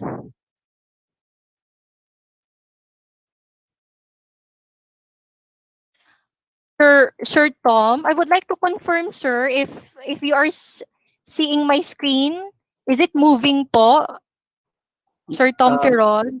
Actually, It's we are looking at the slide priorities, teacher presence, reinforce and encourage participation. sige po. And you're Right now, is it moving? yes, ma'am. Yes, ma'am. Sige, thank you po. So yan. So that's it. Now let's have another means no to establish teacher presence. Model appropriate posts and messages. So nung nabasa ko po to, parang there's a part in me that's also being pinched with this principle.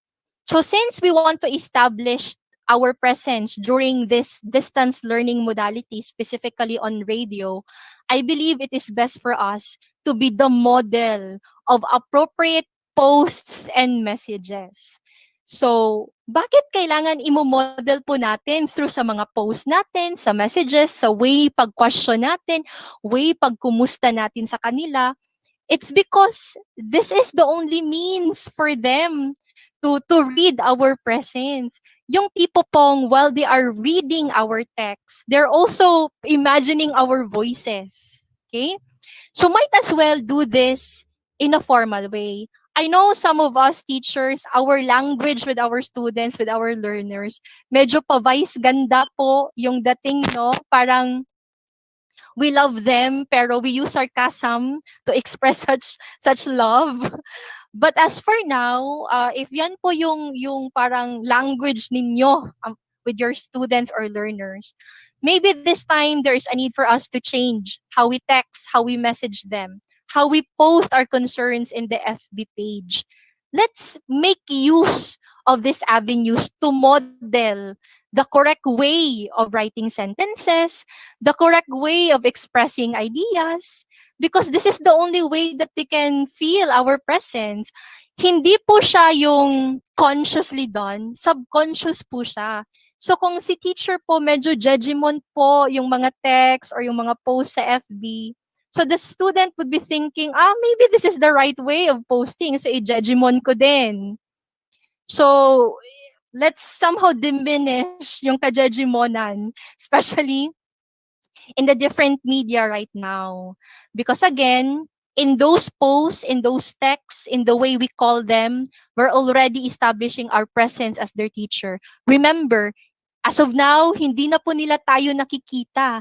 Sa text lang po nila tayo na feel. They've known us through our text, through our calls, through our post. So might as well establish a good model for them.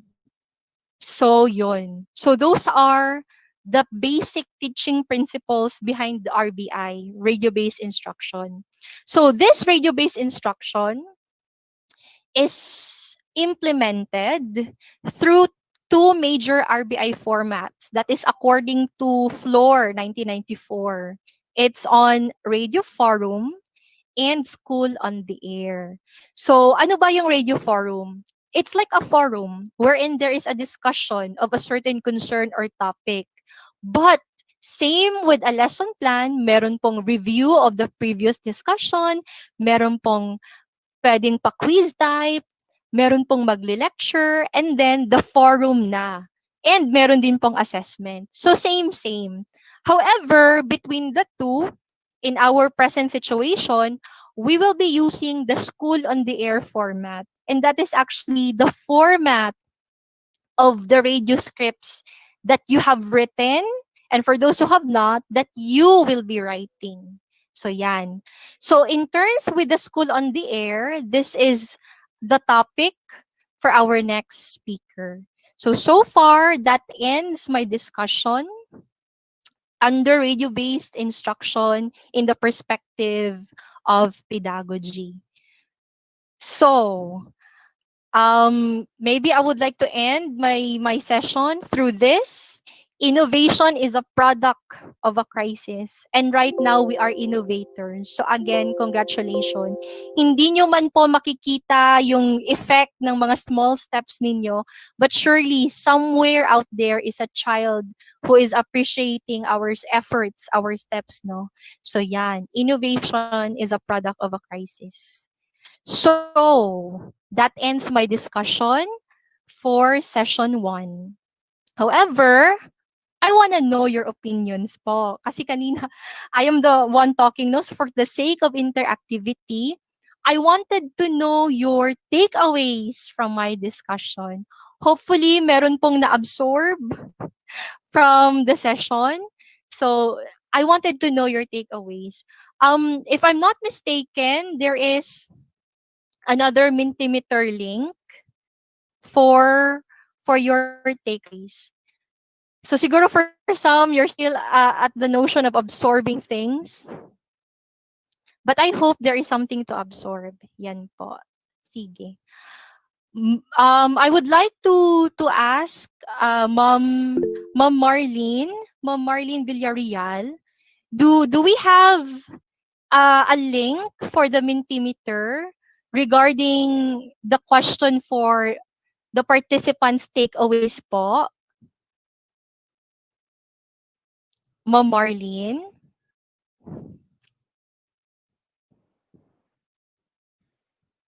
Okay. Okay.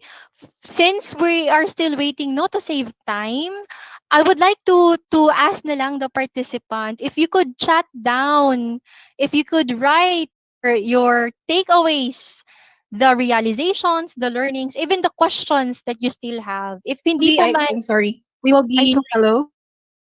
Yes, Ma'am Marlene. We'll be Do we using the have, same link. okay po. Ma'am Marlene, can I ask you to post it again on the chat? Kasi po natabunan na po ng mga messages po. Ayan.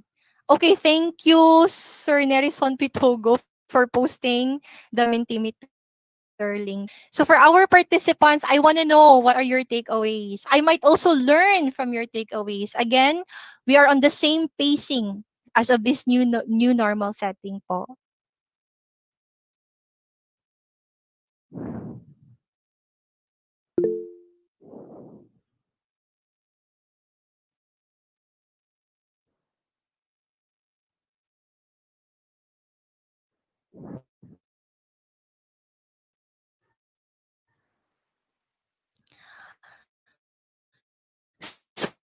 So,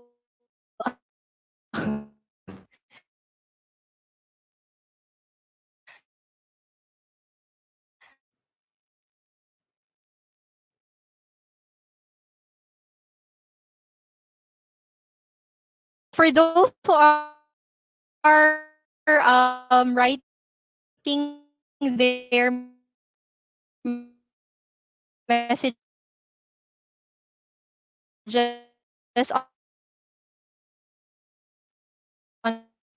under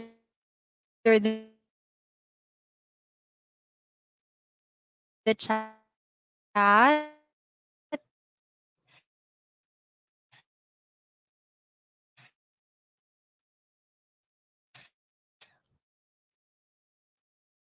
Uh,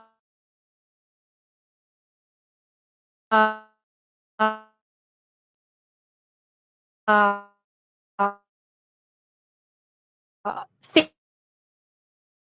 thank you for the appreciation.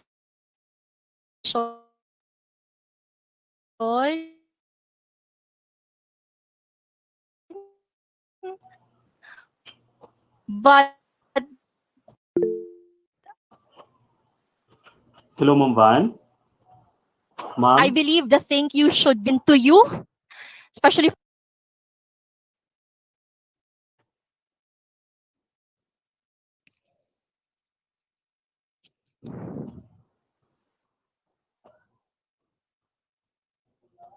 Sir Tom, yes, ma'am. Yes, ma'am. kindly read the takeaways for Ma'am Vanessa.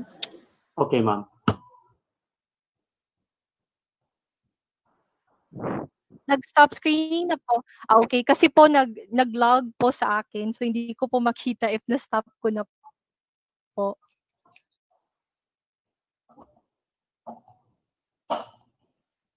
Okay, so I will read to you the takeaways after the discussion of Ma'am Vanessa.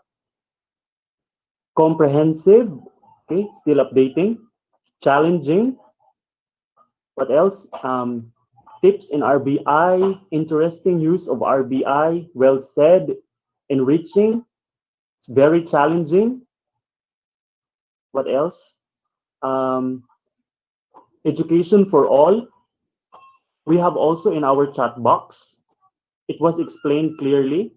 According to Ma'am Isabel Wayon, RBI extends the touching heart and mind of the teacher to the children despite the distance and the pandemic. Some of the Mentimeters also interesting. According to Sir Tinambakan, RBI is a good way in delivering learning at times of crisis.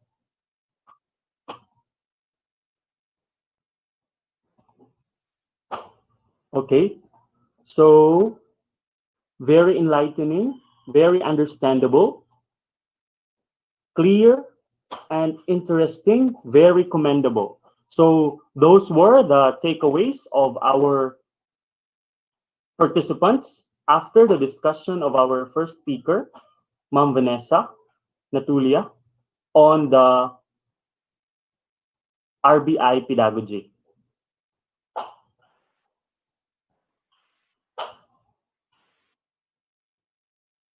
Okay, so at this juncture, we will move to our second session, and let me introduce to you our second speaker.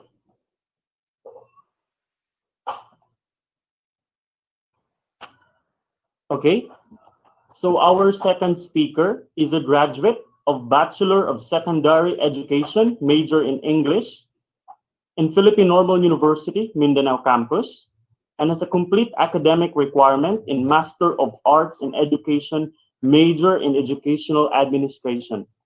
Our second speaker is teaching in Surigao del Sur Division, Tagbina National High School. He will be discussing to us the first topic, the rudiments of the SOA program. Please help me welcome our first speaker, Master Teacher 1, Mr. Philip S. Sanchez. Hello, Sir Tom. Hello, sir. Yes, sir. Loud and clear, sir. What about the video, sir? Good morning po sa lahat. Okay. Okay, sir. Loud and clear, and the visuals are okay. Thank you, sir. Sige, sige pa. The Thank you very much, platform Ma'am is yours, Vanessa, sir. You can now start. Okay.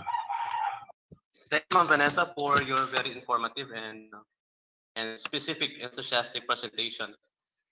Um, Let me start my discussion because I'm sure that you're all very hungry. I hope you will stay with me.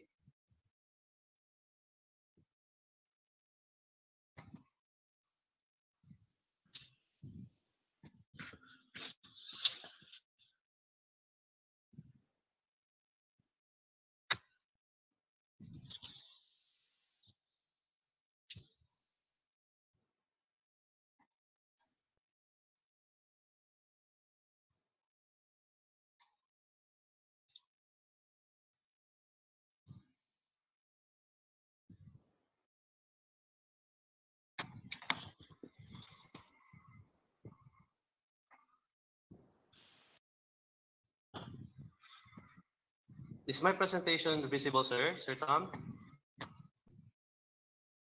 Not yet, sir. Not yet, sir. Not yet. Okay, ma'am.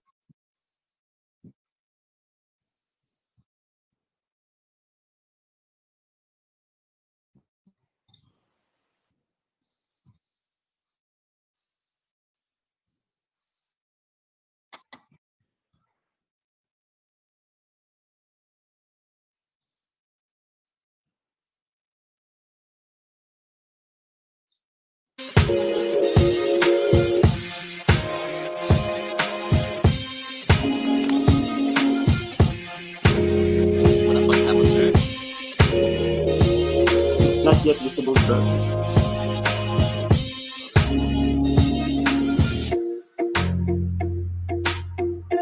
On my screen, suddenly you are presenting. Okay, sir. Let us just wait, sir. Okay, fine. So, while waiting, I would like to congratulate Ma'am Vanessa for a very impressive performance, a very impressive presentation. Maka-pressure kaayo si Ma'am Vanessa, but she was very correct when she said that the presence of the teacher is very important. It's very important also that she pointed out na hindi lang yung physical presence ang important, no? We also have this cognitive presence. But for the information of everybody, simultaneous po, meron din pong nangyayaring seminar ngayon in partnership with the US Embassy. And according po sa speaker doon, there is direct correlation sa presence ng teacher and academic performance. That is why we need the students to really feel our presence. Although it's radio, there are so many ways so that we can let our students feel our presence, and we will be discussing that right now. So we are having some technical glitches. I hope this will be resolved soon. Pero check po, is my audio clear for everybody? Loud and clear. Okay. Thank you, Ma'am Glad.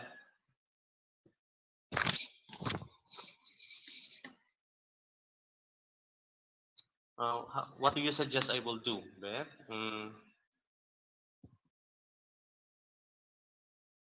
I will Sir, stop please. presenting first. Okay, yes, sir. Stop sharing first, Exit sir. muna, sir. Then, yes, sir. Okay.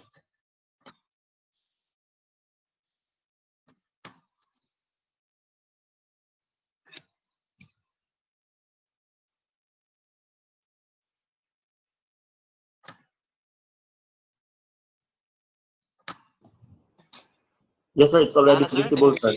can you see now? Yes, sir. Yes, Good sir. morning, ladies and gentlemen. Thank you for staying until now. Before we start our discussion this morning, let us first stare at this picture. Tell me, what do you see? Some of you may see a boy, right? But if you ask me, I see school on the air, because that will be our topic today. Literal talaga na school on the air. Let us see if our students will do that. Good morning, ladies and gentlemen. In this session, we are going to talk about the school on the air for remote teaching and learning. Please stay with me until maybe 11:45. So this is a relatively short discussion. Let us have first a short discussion about this one. Mom Vanessa already touched this. Let me add something to it.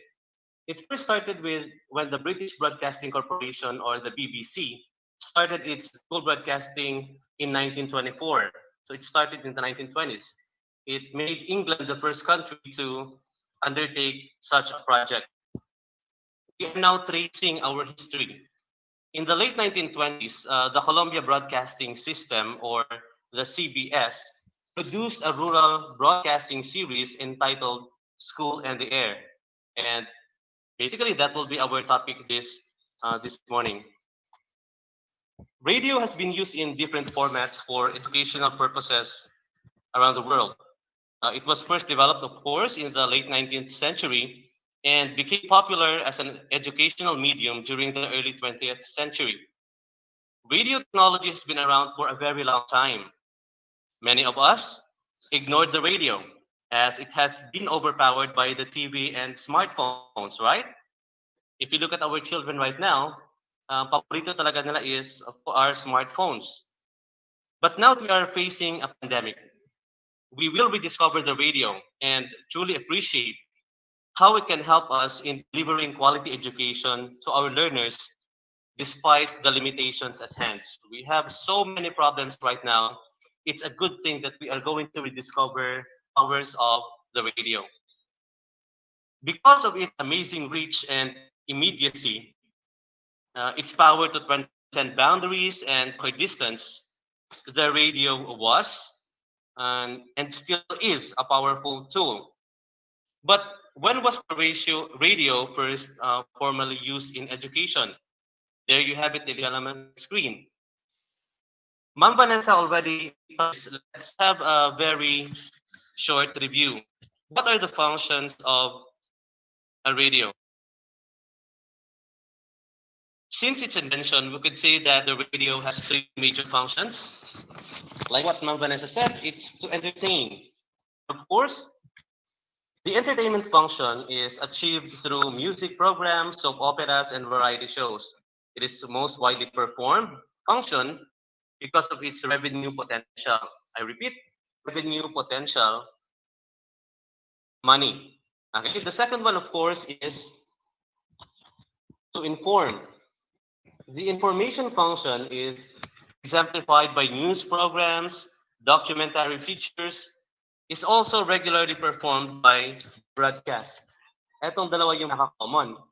But for number three, we neglect this, that the function of radio is to educate. Sadly, the education function is the least explored and the least utilized. This may be due to the sad reality that advertisers pay little to sponsor educational programs, right? Parang lahat business na lang, lahat showbiz na lang. Thus, thus educational programs are mostly financed by government institutions, private foundations, or developmental agencies. So the previous speaker had discussed on how SOA, or School in the Air, was used in the Philippines to improve agricultural production. It started there. Now we shall discuss how the SOA, or the School in the Air, fits as our tool or modality in delivering learning in the new normal. But what is SOA?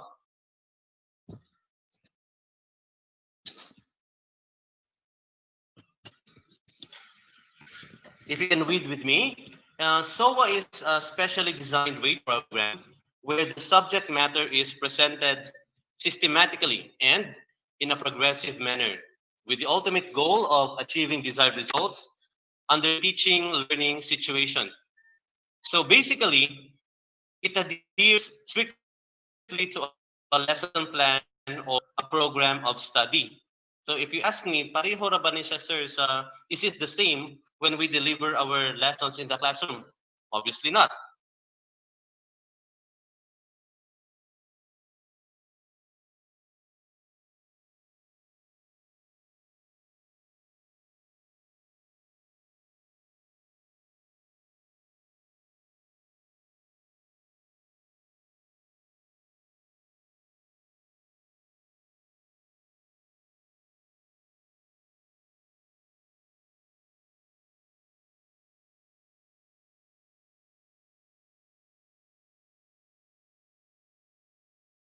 Iba kasi yung modality, we have different principles at play.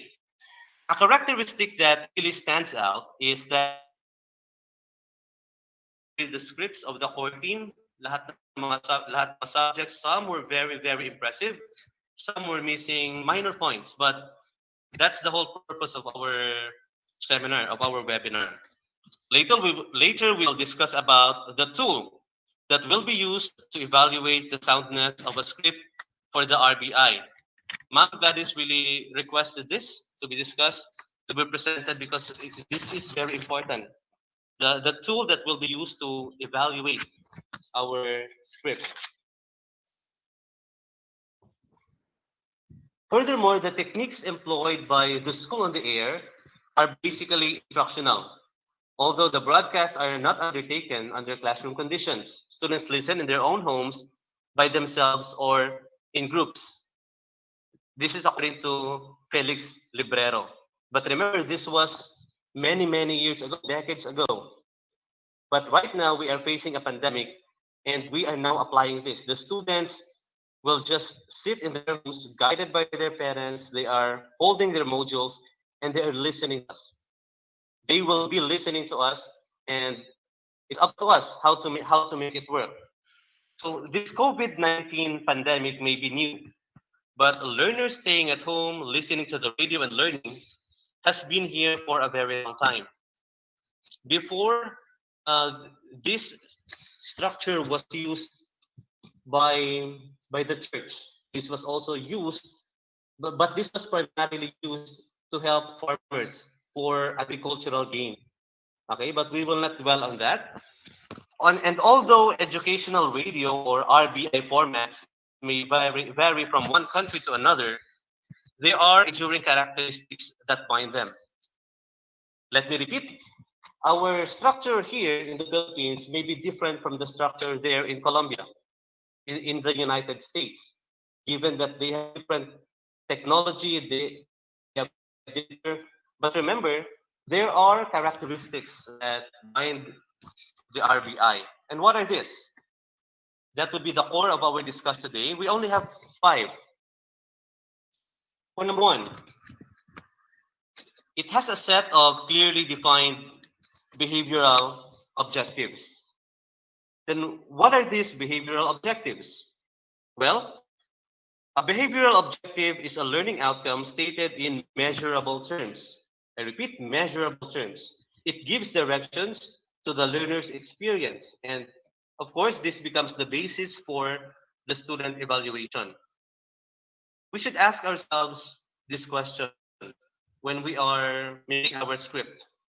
What do we want our students to achieve? What do we want our students to achieve? What do we want our students to be able to perform after graduating from the SOA? You have there on your screen on the left side, on the left column, do we want them to understand the principles of photosynthesis? For example, our topic is photosynthesis, subject is science.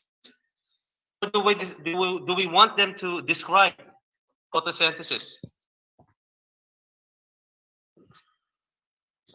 It is very important that our objectives should be very specific. Okay? Do we want them to understand, to learn, appreciate, to become aware of, to become familiar with? So according to studies, we should avoid writing these objectives. Repeat, you know, to know, to understand, to learn, to appreciate, to become aware of, to become familiar. These are good. But to become very specific, we have to use specific verbs. No, we should want our SOA should be designed to make our students describe, identify, explain, apply, design, revise, and assess. Okay, that is one characteristic of the SOA. The second one is it's well planned. This one, medyo madugo. We all understand that preparing a script, even a production, listening to a radio-based instruction for 30 minutes, the students would enjoy that, of course. But if they only understand all the struggles, all the preparations. The SOA should be well planned. Everything must be prepared and completed before the start of the school term. In our situation, kanus aga nita mag-start? October 5. But we will not be giving SOA that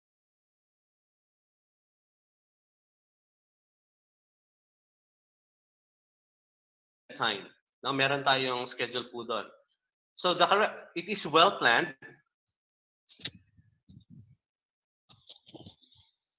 There are guidelines on the development of the learning resources. There are procedures based on our memorandum.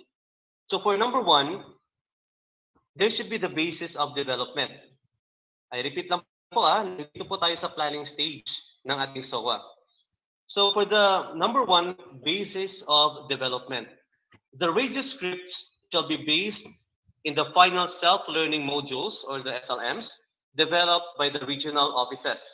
The SLMs are aligned with the most essential learning competencies. So lahat po nakabase sa MELCs. For the second one, the second stage of planning, there should be identification of the development team. Etong sila po ang gagawa ng script and ng production. The development team shall be composed of the division Fs in charge of the LRMs who will lead and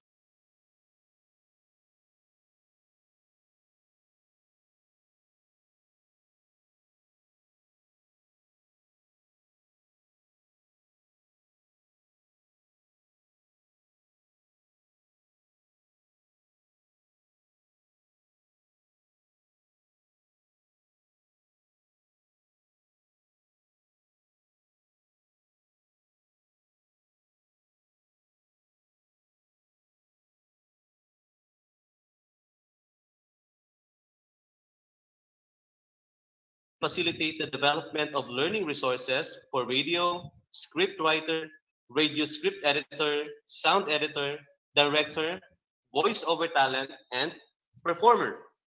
So these are the members of the development team, the script writer, radio script editor, sound editor, the director, and the voice over capacity building of the development team. For number 4, we have the radio script writing. Sige na lang, dayon na lang ka. For the radio script writing, the development team shall be tasked to prepare a 30-minute radio script based on the SLM. But do not worry about that because I'm sure you are thinking right now that ito yung pinakamahirap, yung radio script writing. But don't worry because our speaker this afternoon will comprehensively talk about that. And our speaker this afternoon is really brilliant and he will take you step by step to that. Let us go now to number 5, quality assurance of scripts. What do we mean by this? To ensure that the scripts developed are of suitable quality and conform with the DepEd standards and specifications, development teams are advised to do an internal quality assurance of the scripts using the evaluation tool provided prior to the submission to the BLR. In other words, before each one of us should have a copy of this. Yung development team, dapat meron talaga silang copy ng tool on how their script will be assessed so that they can have assessment muna on their level, as quality assurance muna on their level before it will be forwarded. Okay? So, let's continue. For number 6, kasi dapat well-planned po ang ating SOA, napakaraming steps. For number 6, there should be revision and finalization of the radio scripts. The script writer shall revise and finalize the radio scripts based on the comments and suggestions of the quality assurance team. Meron din pong format ito, meron din pong form para sa mga suggestions, comments ng quality assure. The script editors shall ensure that the comments and suggested revisions in the radio scripts are implemented. So grabe ka madugo. For number 7, we have here production of the radio lessons. If ever ready na po yung script, production time. For the production of the radio lessons, the final radio scripts shall be formatted to radio audio lessons by the teacher broadcaster using any mobile devices available. This process includes recording of the voice narration and editing of the audio and sound effects. Yun na po ha, meron tayong recording, meron mga sound effects, meron mga audio, all the elements that would come into play. We hope that we could deliver that to you in this webinar. But right now, we are still scratching the surface. Hapaw pa ni. For number 8, ladies and gentlemen, we have here quality assurance of audio and radio lessons. The quality assurance team will be organized, and the team members shall be guided by the same criteria used in the evaluation of the scripts with additional items on the technical aspects. So it's not very easy. Based po sa, according po sa speaker namin dati sa UP, napakaraming takes. No? So si talent, the talent would be, of course, reading the script. But if the director feels that stop muna, meron tayong improve, mali yung intonation mo. Okay, so it is a very, very meticulous job, and right now I congratulate everybody because dyan po tayong patungo lahat. Good luck po. For number 9, finalization of audio and radio lessons. Radio or audio format shall be finalized by the development team based on the comments and suggestions of the quality assurance team. So it's needless to say that the quality assurance team, dapat sila ang pinaka-knowledgeable, pinaka-meticulous, pinaka-abtik in all the aspects of developing an SOA. And lastly, we have here the submission of the final audio and radio lessons. That would be our ultimate goal, no? Para makasubmit po tayo. For number 3, tapos na po tayo sa number 2. For number 2, I'm gonna try something for in number the 3, it should be composed of a single and definite subject matter. Let me show you po ng isang part ng ating evaluation tool. Alam po ha? So there are different factors for our evaluation tool para sa script. But we focus now on factor 7. Nakasulat po dito sa 7.2 that the script discusses one topic and of course one lesson only. For number 4, we have already explained this. The subject matter is presented systematically and in a progressive manner with the ultimate goal of achieving desired results under a teaching learning situation. I can really attest to this because I have read the scripts submitted by the core groups. They were really very systematic in their approach. No? Alam mo na pinag-isipan talaga. Some are very inductive. Little by little, then they were asking rhetorical questions, checking if just motivating the students because they want to achieve that ultimate goal. Ano ba yung ultimate goal? Our objectives. So I would like to congratulate the script writers for doing a good job.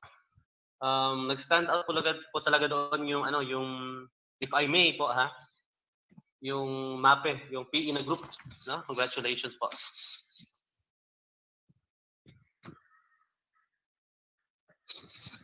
Do we still have time? Sir Tom, can you still hear me? Yes, sir. Yes, sir. You may go on. Okay. So we still have time. Before we go to the evaluating tool, let us first reflect on this. I have researched some points to consider. According to Jameson and, how do you read this? McAnany in 1978, there are 3 main advantages of radio. Now that we are going to the SOA, the RBI, later this month, siguro we will be using na. our SOA. We should really think about this one. There are advantages and disadvantages of radio, but for the first advantage is improved educational quality and relevance. Do we agree with this? Does really radio improve our educational quality and relevance? Of course, yes. The educational quality will improve depending on how good our works are, the contents are. It makes the radio makes education relevant again because of its scope. Another advantage of radio is it lowered per student educational costs. According to 1978 pa po ito ha. But of course, it's still true right now. They don't have to go to school. Right? They don't have to buy so many things. They will just sit down and listen attentively and sit with their module. So the cost will be minimal, and that is very obvious right now.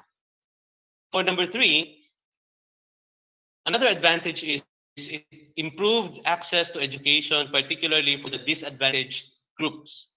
Okay, that is I think that is self-explanatory. Anybody can listen. Now, in our situation, kahit nga hindi student, bisag ilang lola, bisag kinsa pa, they can listen to the radio and at the same time they can learn. Okay, the access to education, because radio is very powerful. And to tell you honestly, I was very shocked or amazed maybe when I learned that radio is still very, very popular in the rural areas. Okay, I thought it's a dying trade. I thought radio wala na talaga. But somebody told me that in these areas, in the rural areas, very, very prevalent. Okay, ubiquitous pa rin ang radio. So congratulations to that. We have many advantages of the radio. We have three general advantages. Sadly, we also have our limitations. Why do we talk about these limitations? Let us know how to solve these problems. Number one, it inherently lacks interaction. Do we agree to this? According to Ma'am Vanessa, totoo ba na hindi interactive ang radio? Is it only a one-way? Is it only a one-way talk? How do we make our scripts? How do we make our presentations interactive? In my comments there for the script, I told them nga, sometimes you ask the students, are you with me? And together, let us read the directions. So even if you do not know if the students are really reading with you, just tell them, no, sa script mo, lagyan mo doon. Together, let us read the directions. Very good. What do you think is the answer? Pause. Is your answer letter A? Congratulations. That is good. Okay? In that way, the students, at the back of your head, you know, the students are smiling. The students are with you. So perhaps this could be solved. No, it lacks interaction, but we can do something about that one. For the second one, we have instructor feedback and clarification are generally unavailable. Is that correct? Also, when we are delivering our lessons, then suddenly one of the students has a very critical question na sila kinakalibugan, they cannot contact you, right? So this is one disadvantage, but surely we can do something about that. Everything is thought of na by the Department of Education. Let us just wait, and surely we will be equipped how to deal with this. Ladies and gentlemen, for number three, we have there, the instruction can be interrupted or reviewed by the students, unless, of course, it is tape recorded. In some countries like Africa, in continent, of course, in Africa, in some countries in the continent of Africa, meron silang pinamimigay ng mga recorded na. Okay, but in our situation, it is of course recorded pa rin, but they will just listen to the radio. The students could not interrupt. For number four, the pace of the lesson is fixed. What do you mean by pace? Gaano ba kabilis or gaano ba kabagal ang lesson? It is very important to note, fellow teachers, that when we are developing our script, let us bear in mind that listening, the students do not see anything. They do not see your visual aids. It's all about listening, creating imagination. We are picking their imagination. So the pace of your lesson should not be very fast, should not be very slow. Nonetheless, it is fixed. So if the students could not follow you, then that would be a problem. Okay, that's why we set for a pace that would be comfortable, that would be convenient for the majority of the students. Note taking is difficult for some. Makarelate siguro ta ani, right? Note taking is difficult for some. And for number 6, the time for reflection is also minimal.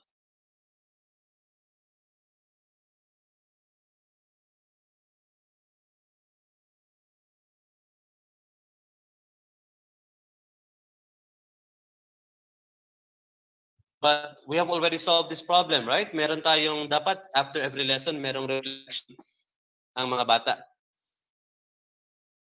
Another deal of 5 minutes, some points po that we should consider in our SOA. The School of the Air has to compete with an extraordinary is listening. Kalit lang muhilak ng hod. Or the mother would naay mga noises that would interrupt, and we do not know basig nagtapad siya og TV or gigutom siya, right? So how do we deal with this problem? Because there are so many things that would compete for the attention of the child. In other words, our SOA, our instruction, our script should be very compelling. We should do our best that the students would feel nga apil po ani nga lesson. Okay? So it's easier said than done. But reading the scripts nga gipangpasa na, I am in high hopes. No? Magaling po ang mga taga-Caraga. Another salient point, ladies and gentlemen, is the production committee should exert efforts to deliver an entertaining yet educational broadcast. We should maintain the balance po. Entertaining, at the same time, educational. Sometimes, very educational, pero boring. What about very entertaining, pero hindi na-hit yung objectives? That is why meron po tayong quality assurance team. No? And our speaker this afternoon will talk more about this. Another salient point is that the SOA program should be highly localized to the communities where the participants reside.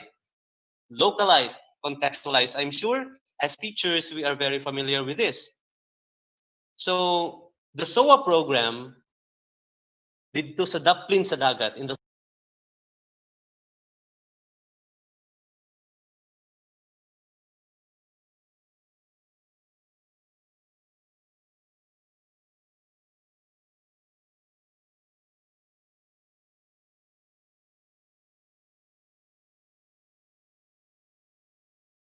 seaside. Surely there will be differences if you will be making a program for the students in the city, in the urban areas. Okay, many ways to contextualize. Let's remember that our students are varied. We know that already. Different religions, yung kultura, and antas sa buhay. And let me end my discussion by saying that a good lecturer is not necessarily an effective broadcaster. Tayo po ay magiging teacher broadcaster, no? So when you are a very good lecturer in the classroom, hindi ibig sabihin sure na effective broadcaster ka, right? Why do we say that? Because there are studies, especially in the United States before, that it failed. Sabi nga ni Ma'am Vanessa kanina, hindi kaagad naging successful. Why? Because in the first few years, dinala lang ni teacher ang kanyang lecture sa radio. It's like kung the way he teaches in the classroom is the very same way that he or she teaches on the radio, and that is very wrong. There are limitations on the radio, but those limitations should not hinder us. We should learn how to deal with these limitations and make it our strengths. And we have talked about that. Okay, so that finishes my first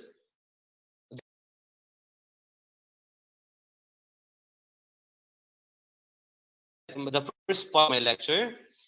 And thank you very much. We shall now be, I hope you are still with me. Konti na lang po ito, mga few minutes. This one is very important. I will share. Please wait for a while. Time check po, it's already 11:37.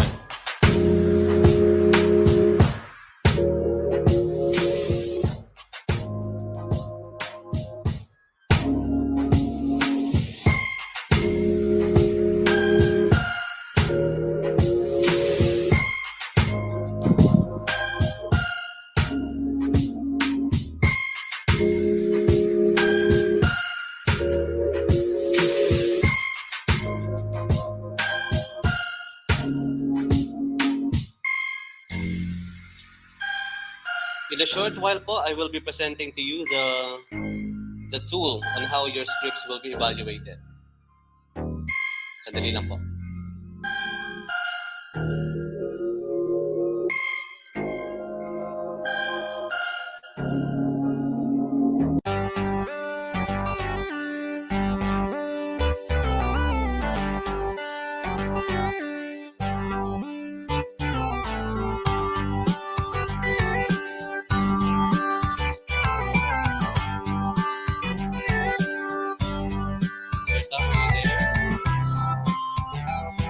Yes, Sir Philip.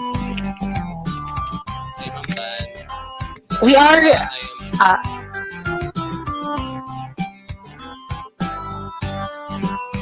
Sige po. So, Until 11:45. oh yes, sir. So for the participants, while waiting for Sir Philip to fix his presentation, we would like to also ask you again if you already have your takeaways right now sa mga intros or sa the already discussed topics po ni Sir Philip. Might as well po go back to the link sa Mentimeter so that we can start gathering your responses na po. Again, it's the same link for the Mentimeter and the question is also the same. We are asking for your takeaways for the session on the School on the Air overview. While waiting po sa presentation ni Sir Philip.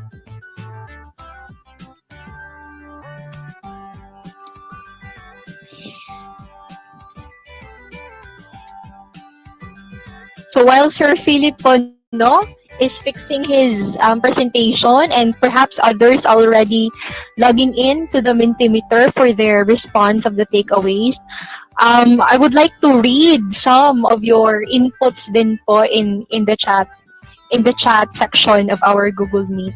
So accordingly here from Ma'am Isabel Luayon says here, SOA is real. Radio is still a powerful vehicle in keeping a contextualized balance of entertainment and education. That is true po. This is one of the beauty of the radio. We can somehow drive in entertainment with education, especially right now that entertainment is one of the ways for us to get the attention and to encourage as well the participation of our students. For the link po, may we ask Ma'am Marilyn Villarreal, ma'am, to repost the link for the Mentimeter po. Again, we would like to request Ma'am Marilyn Villarreal to post the link for the Mentimeter po so that while waiting for Sir Philip, our participants can already type the response for their takeaways. Ayan na po. Thank you. Thank you, Ma'am Villarreal. Even thank you for for Sir Dave, Genesis, for also posting the link. So ayan po, the link for the Mentimeter is already found in the chat section of the Google Meet. So while waiting for Sir to finalize his last presentation, we are asking the participants to input your responses regarding your takeaways with Sir Philip's discussion.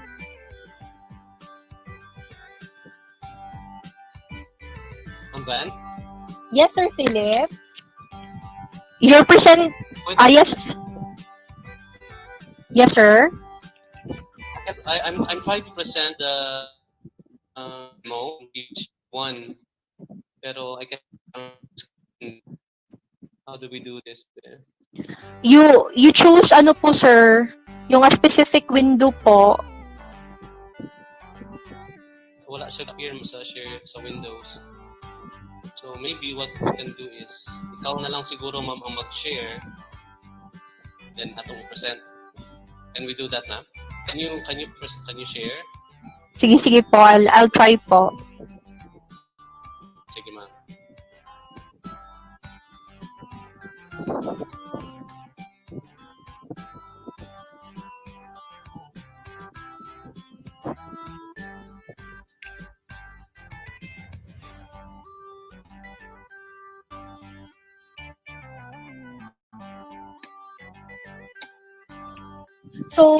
So while waiting, Sir Philip, I believe meron na pong mga responses po yung participants for their takeaways po for your session. Yes ma'am.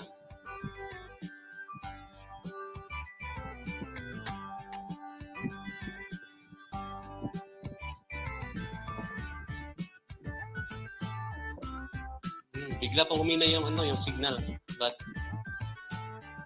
we're trying to fix it pa.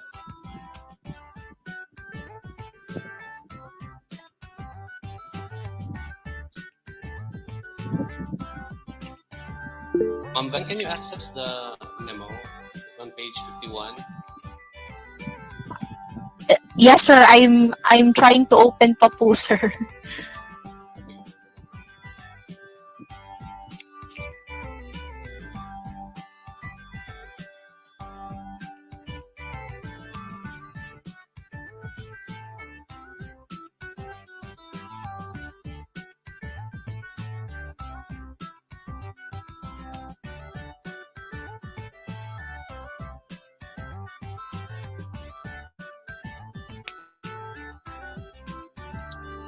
So Ma'am Villarreal, while waiting, can you please, na lang po, share screen yung responses, their responses of their takeaways po for this session. Thank you po, ma'am. These things really happen live. We have prepared everything, suddenly this happens.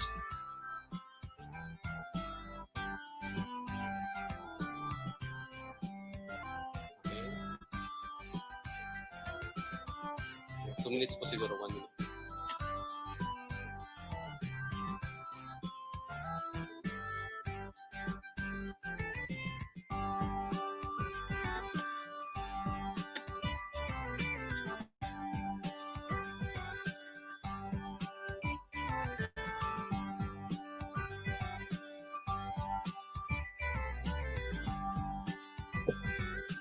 Okay, Van, kindly read the takeaways of our participants from the talk of Sir Philip Sanchez. Okay po, Ma'am Gladys. So these are the takeaways po, no? Again, it's comprehensive, it's informative, it's challenging, well-planned, enlightening, well-discussed, what else? Engaging. So yun po yung common po na mga takeaways nila. So I think I'm ready to share na po the guidelines of the RBI, the evaluation tool for the RBI. Sige ma'am, kindly share ma'am kay hinay ang signal diri sa amo.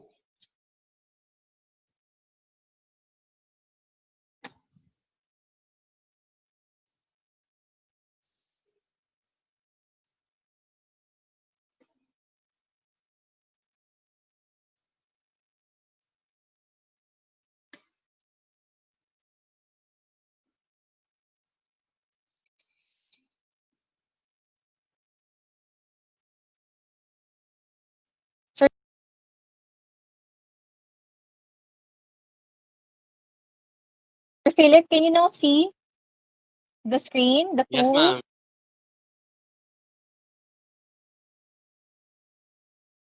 Po? Okay.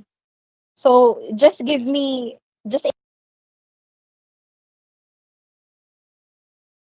instruct me, sir. Yes, ma'am. Kindly scroll down, ma'am.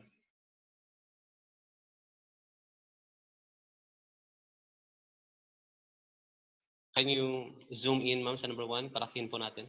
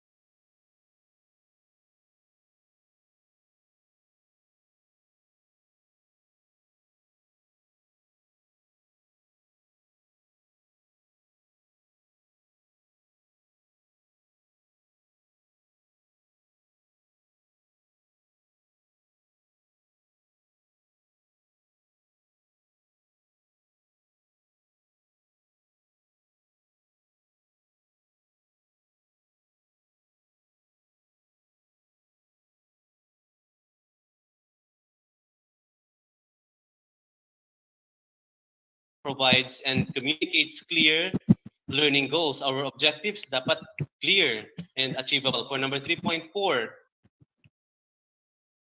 content is designed using strategies to help 3.4, content is designed using strategies to help pupils learn information and skills that are in focus. So napapansin niyo po, I will not explain everything because I'm sure many of these are self-explanatory. For number 3.5, the content meets the interests of the learners. It dwells on the idea that education dapat informative at the same time entertaining. Okay? It should be of interest sa mga bata po. And the content should be engaging. Depende kung unsa ka creative, unsa ka aptic ang atong script writer, and of course the director, how he will do that. The content is easily understandable. Kaya nga meron tayong tinatawag na chunking, no?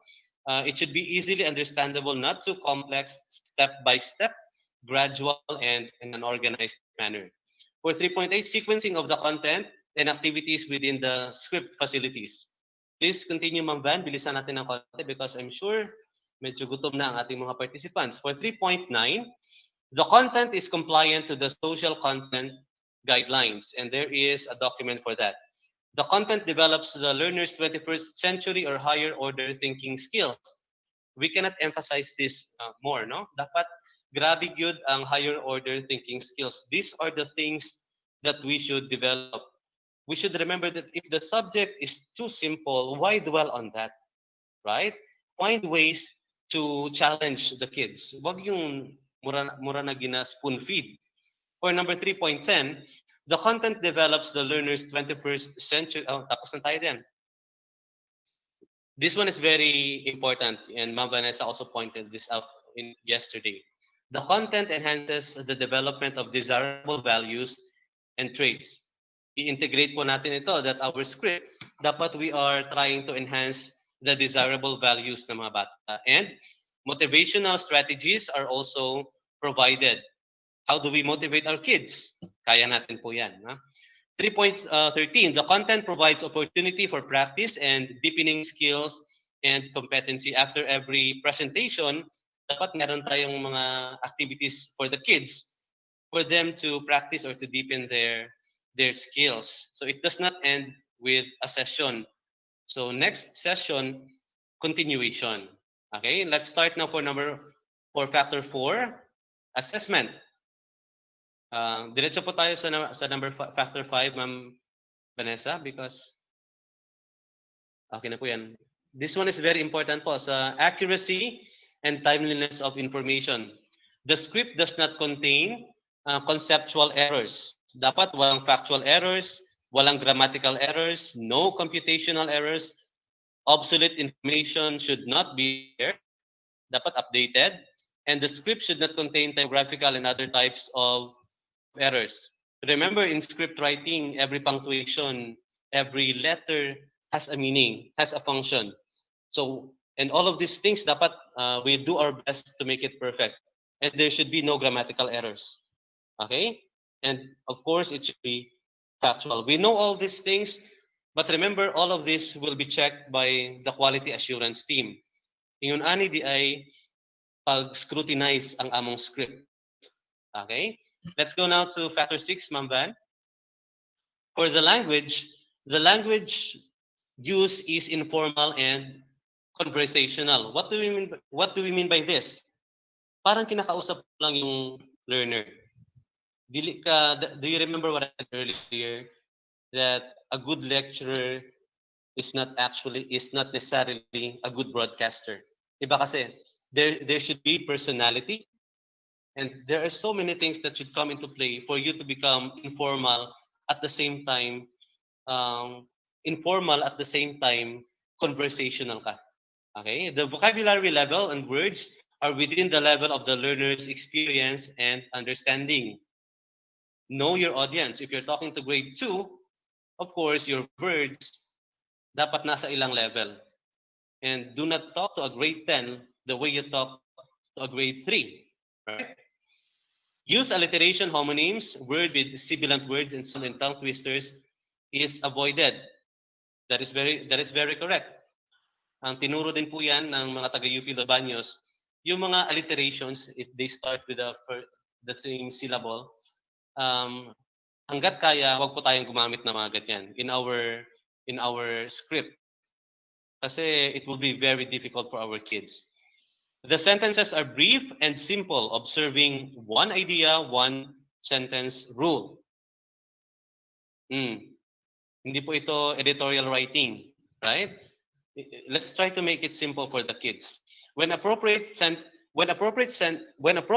sentences are in active voice and in present tense. Kung kaya po. As much as we can, we should use the active voice and the present tense. Because when we use these things, mas nagiging personal, mas nagiging interactive when we use this voice. The content uses appropriate descriptive words to enhance learners' imagination. Very good. Dapat meron tayong mga imagery. And pronunciation guides, phonetic spelling for unfamiliar names, words, jargons, or terminologies are also provided. So in your script, pag meron tayong potentially difficult word, pronunciation guide should be there. Punctuation marks used suit the reading style, and the transition devices words are properly provided. 6.9 leads me again to, kasi po at the same time, merong seminar po from the US Embassy. Nabasa ko doon that kids are really looking for these transitional devices. What are these transitional devices? Yung mga however, mga and, or, these are transitional devices that we should be experts in using this because they will guide our students. Pag merong sasabihing iba si teacher, merong continuation, merong opposite na idea.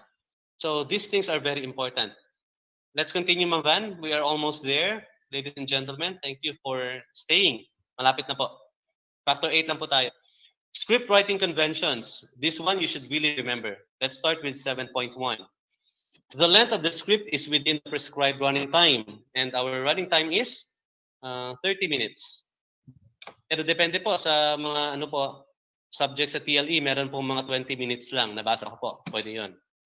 The script discusses one topic, one lesson only. I highlighted this earlier.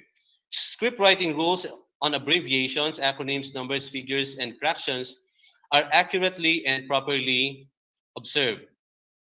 Yung mga markings, yung mga brackets, slash lines, underlines, you will be taught on how to use all of these things later po. And they should be observed, accurately observed.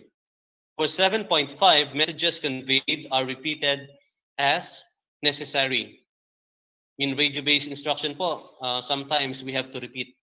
Not really sometimes, but many times, we have to repeat important ideas. Because remember, this is radio. Sentences are in words and not in numbers. This rule also applies to news writing yata as a journalism. For 7.7, the script elements and parts. Yung mga page numbering, line numbering, you will write more baba, kung na-apply continuation. Those are the elements. The script follows radio script format and layout. And for number 8, we're almost there po. For the technical design. Music and sound effects are suitable for educational purposes and situation presented. For 8.2, music and sound effects engage the interest of learners and enhances the content of the script. Kaya nga po meron tayong mga SFX, no? Yung SFX, yun po yung sound effects. We should have a collection. Meron po tayong mga reserve ng mga ganito because they will be very useful. Ay boring kaayo ang ato ang production kung wala yung mga pakapin yung mga sounds, right? Before presenting an answer, meron munang sound, right? For 8.3, cues for music and sound effects are accurately and properly indicated for smooth and coherent integration and transitions. And yun na po yung ending ng ating tool for evaluating our script. We hope that we have shared important information to you, Ma'am Vanessa and I. And I think that's it. We give you now to Sir Tom.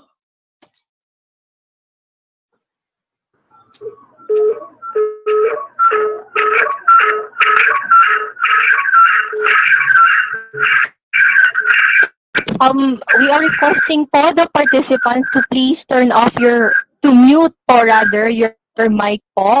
So, ladies and gents, that is Sir Philip Sanchez from Surigao Division and his topic on the SOA overview and at the same time, the evaluation tool for the RBI. So, that ends the morning session of today's webinar. Meron po tayong afternoon session. Now, we are reminding everyone po to please tune back by 12:45. We will start later this afternoon by 12:45. And there will be a lot of sessions to be discussed, particularly by our speaker, Sir Apresto po. So we're expecting your a complete attendance for later this afternoon. So I guess that ends our morning session. Do you still have any announcement, Ma'am Gladys? There's none, Ma'am Van. Okay, so sige po. Okay, so that ends our morning session. Congratulations everyone for finishing the first half pa po of this day's lectures. So let's all have our lunch. Happy learning, happy listening. God bless and be safe.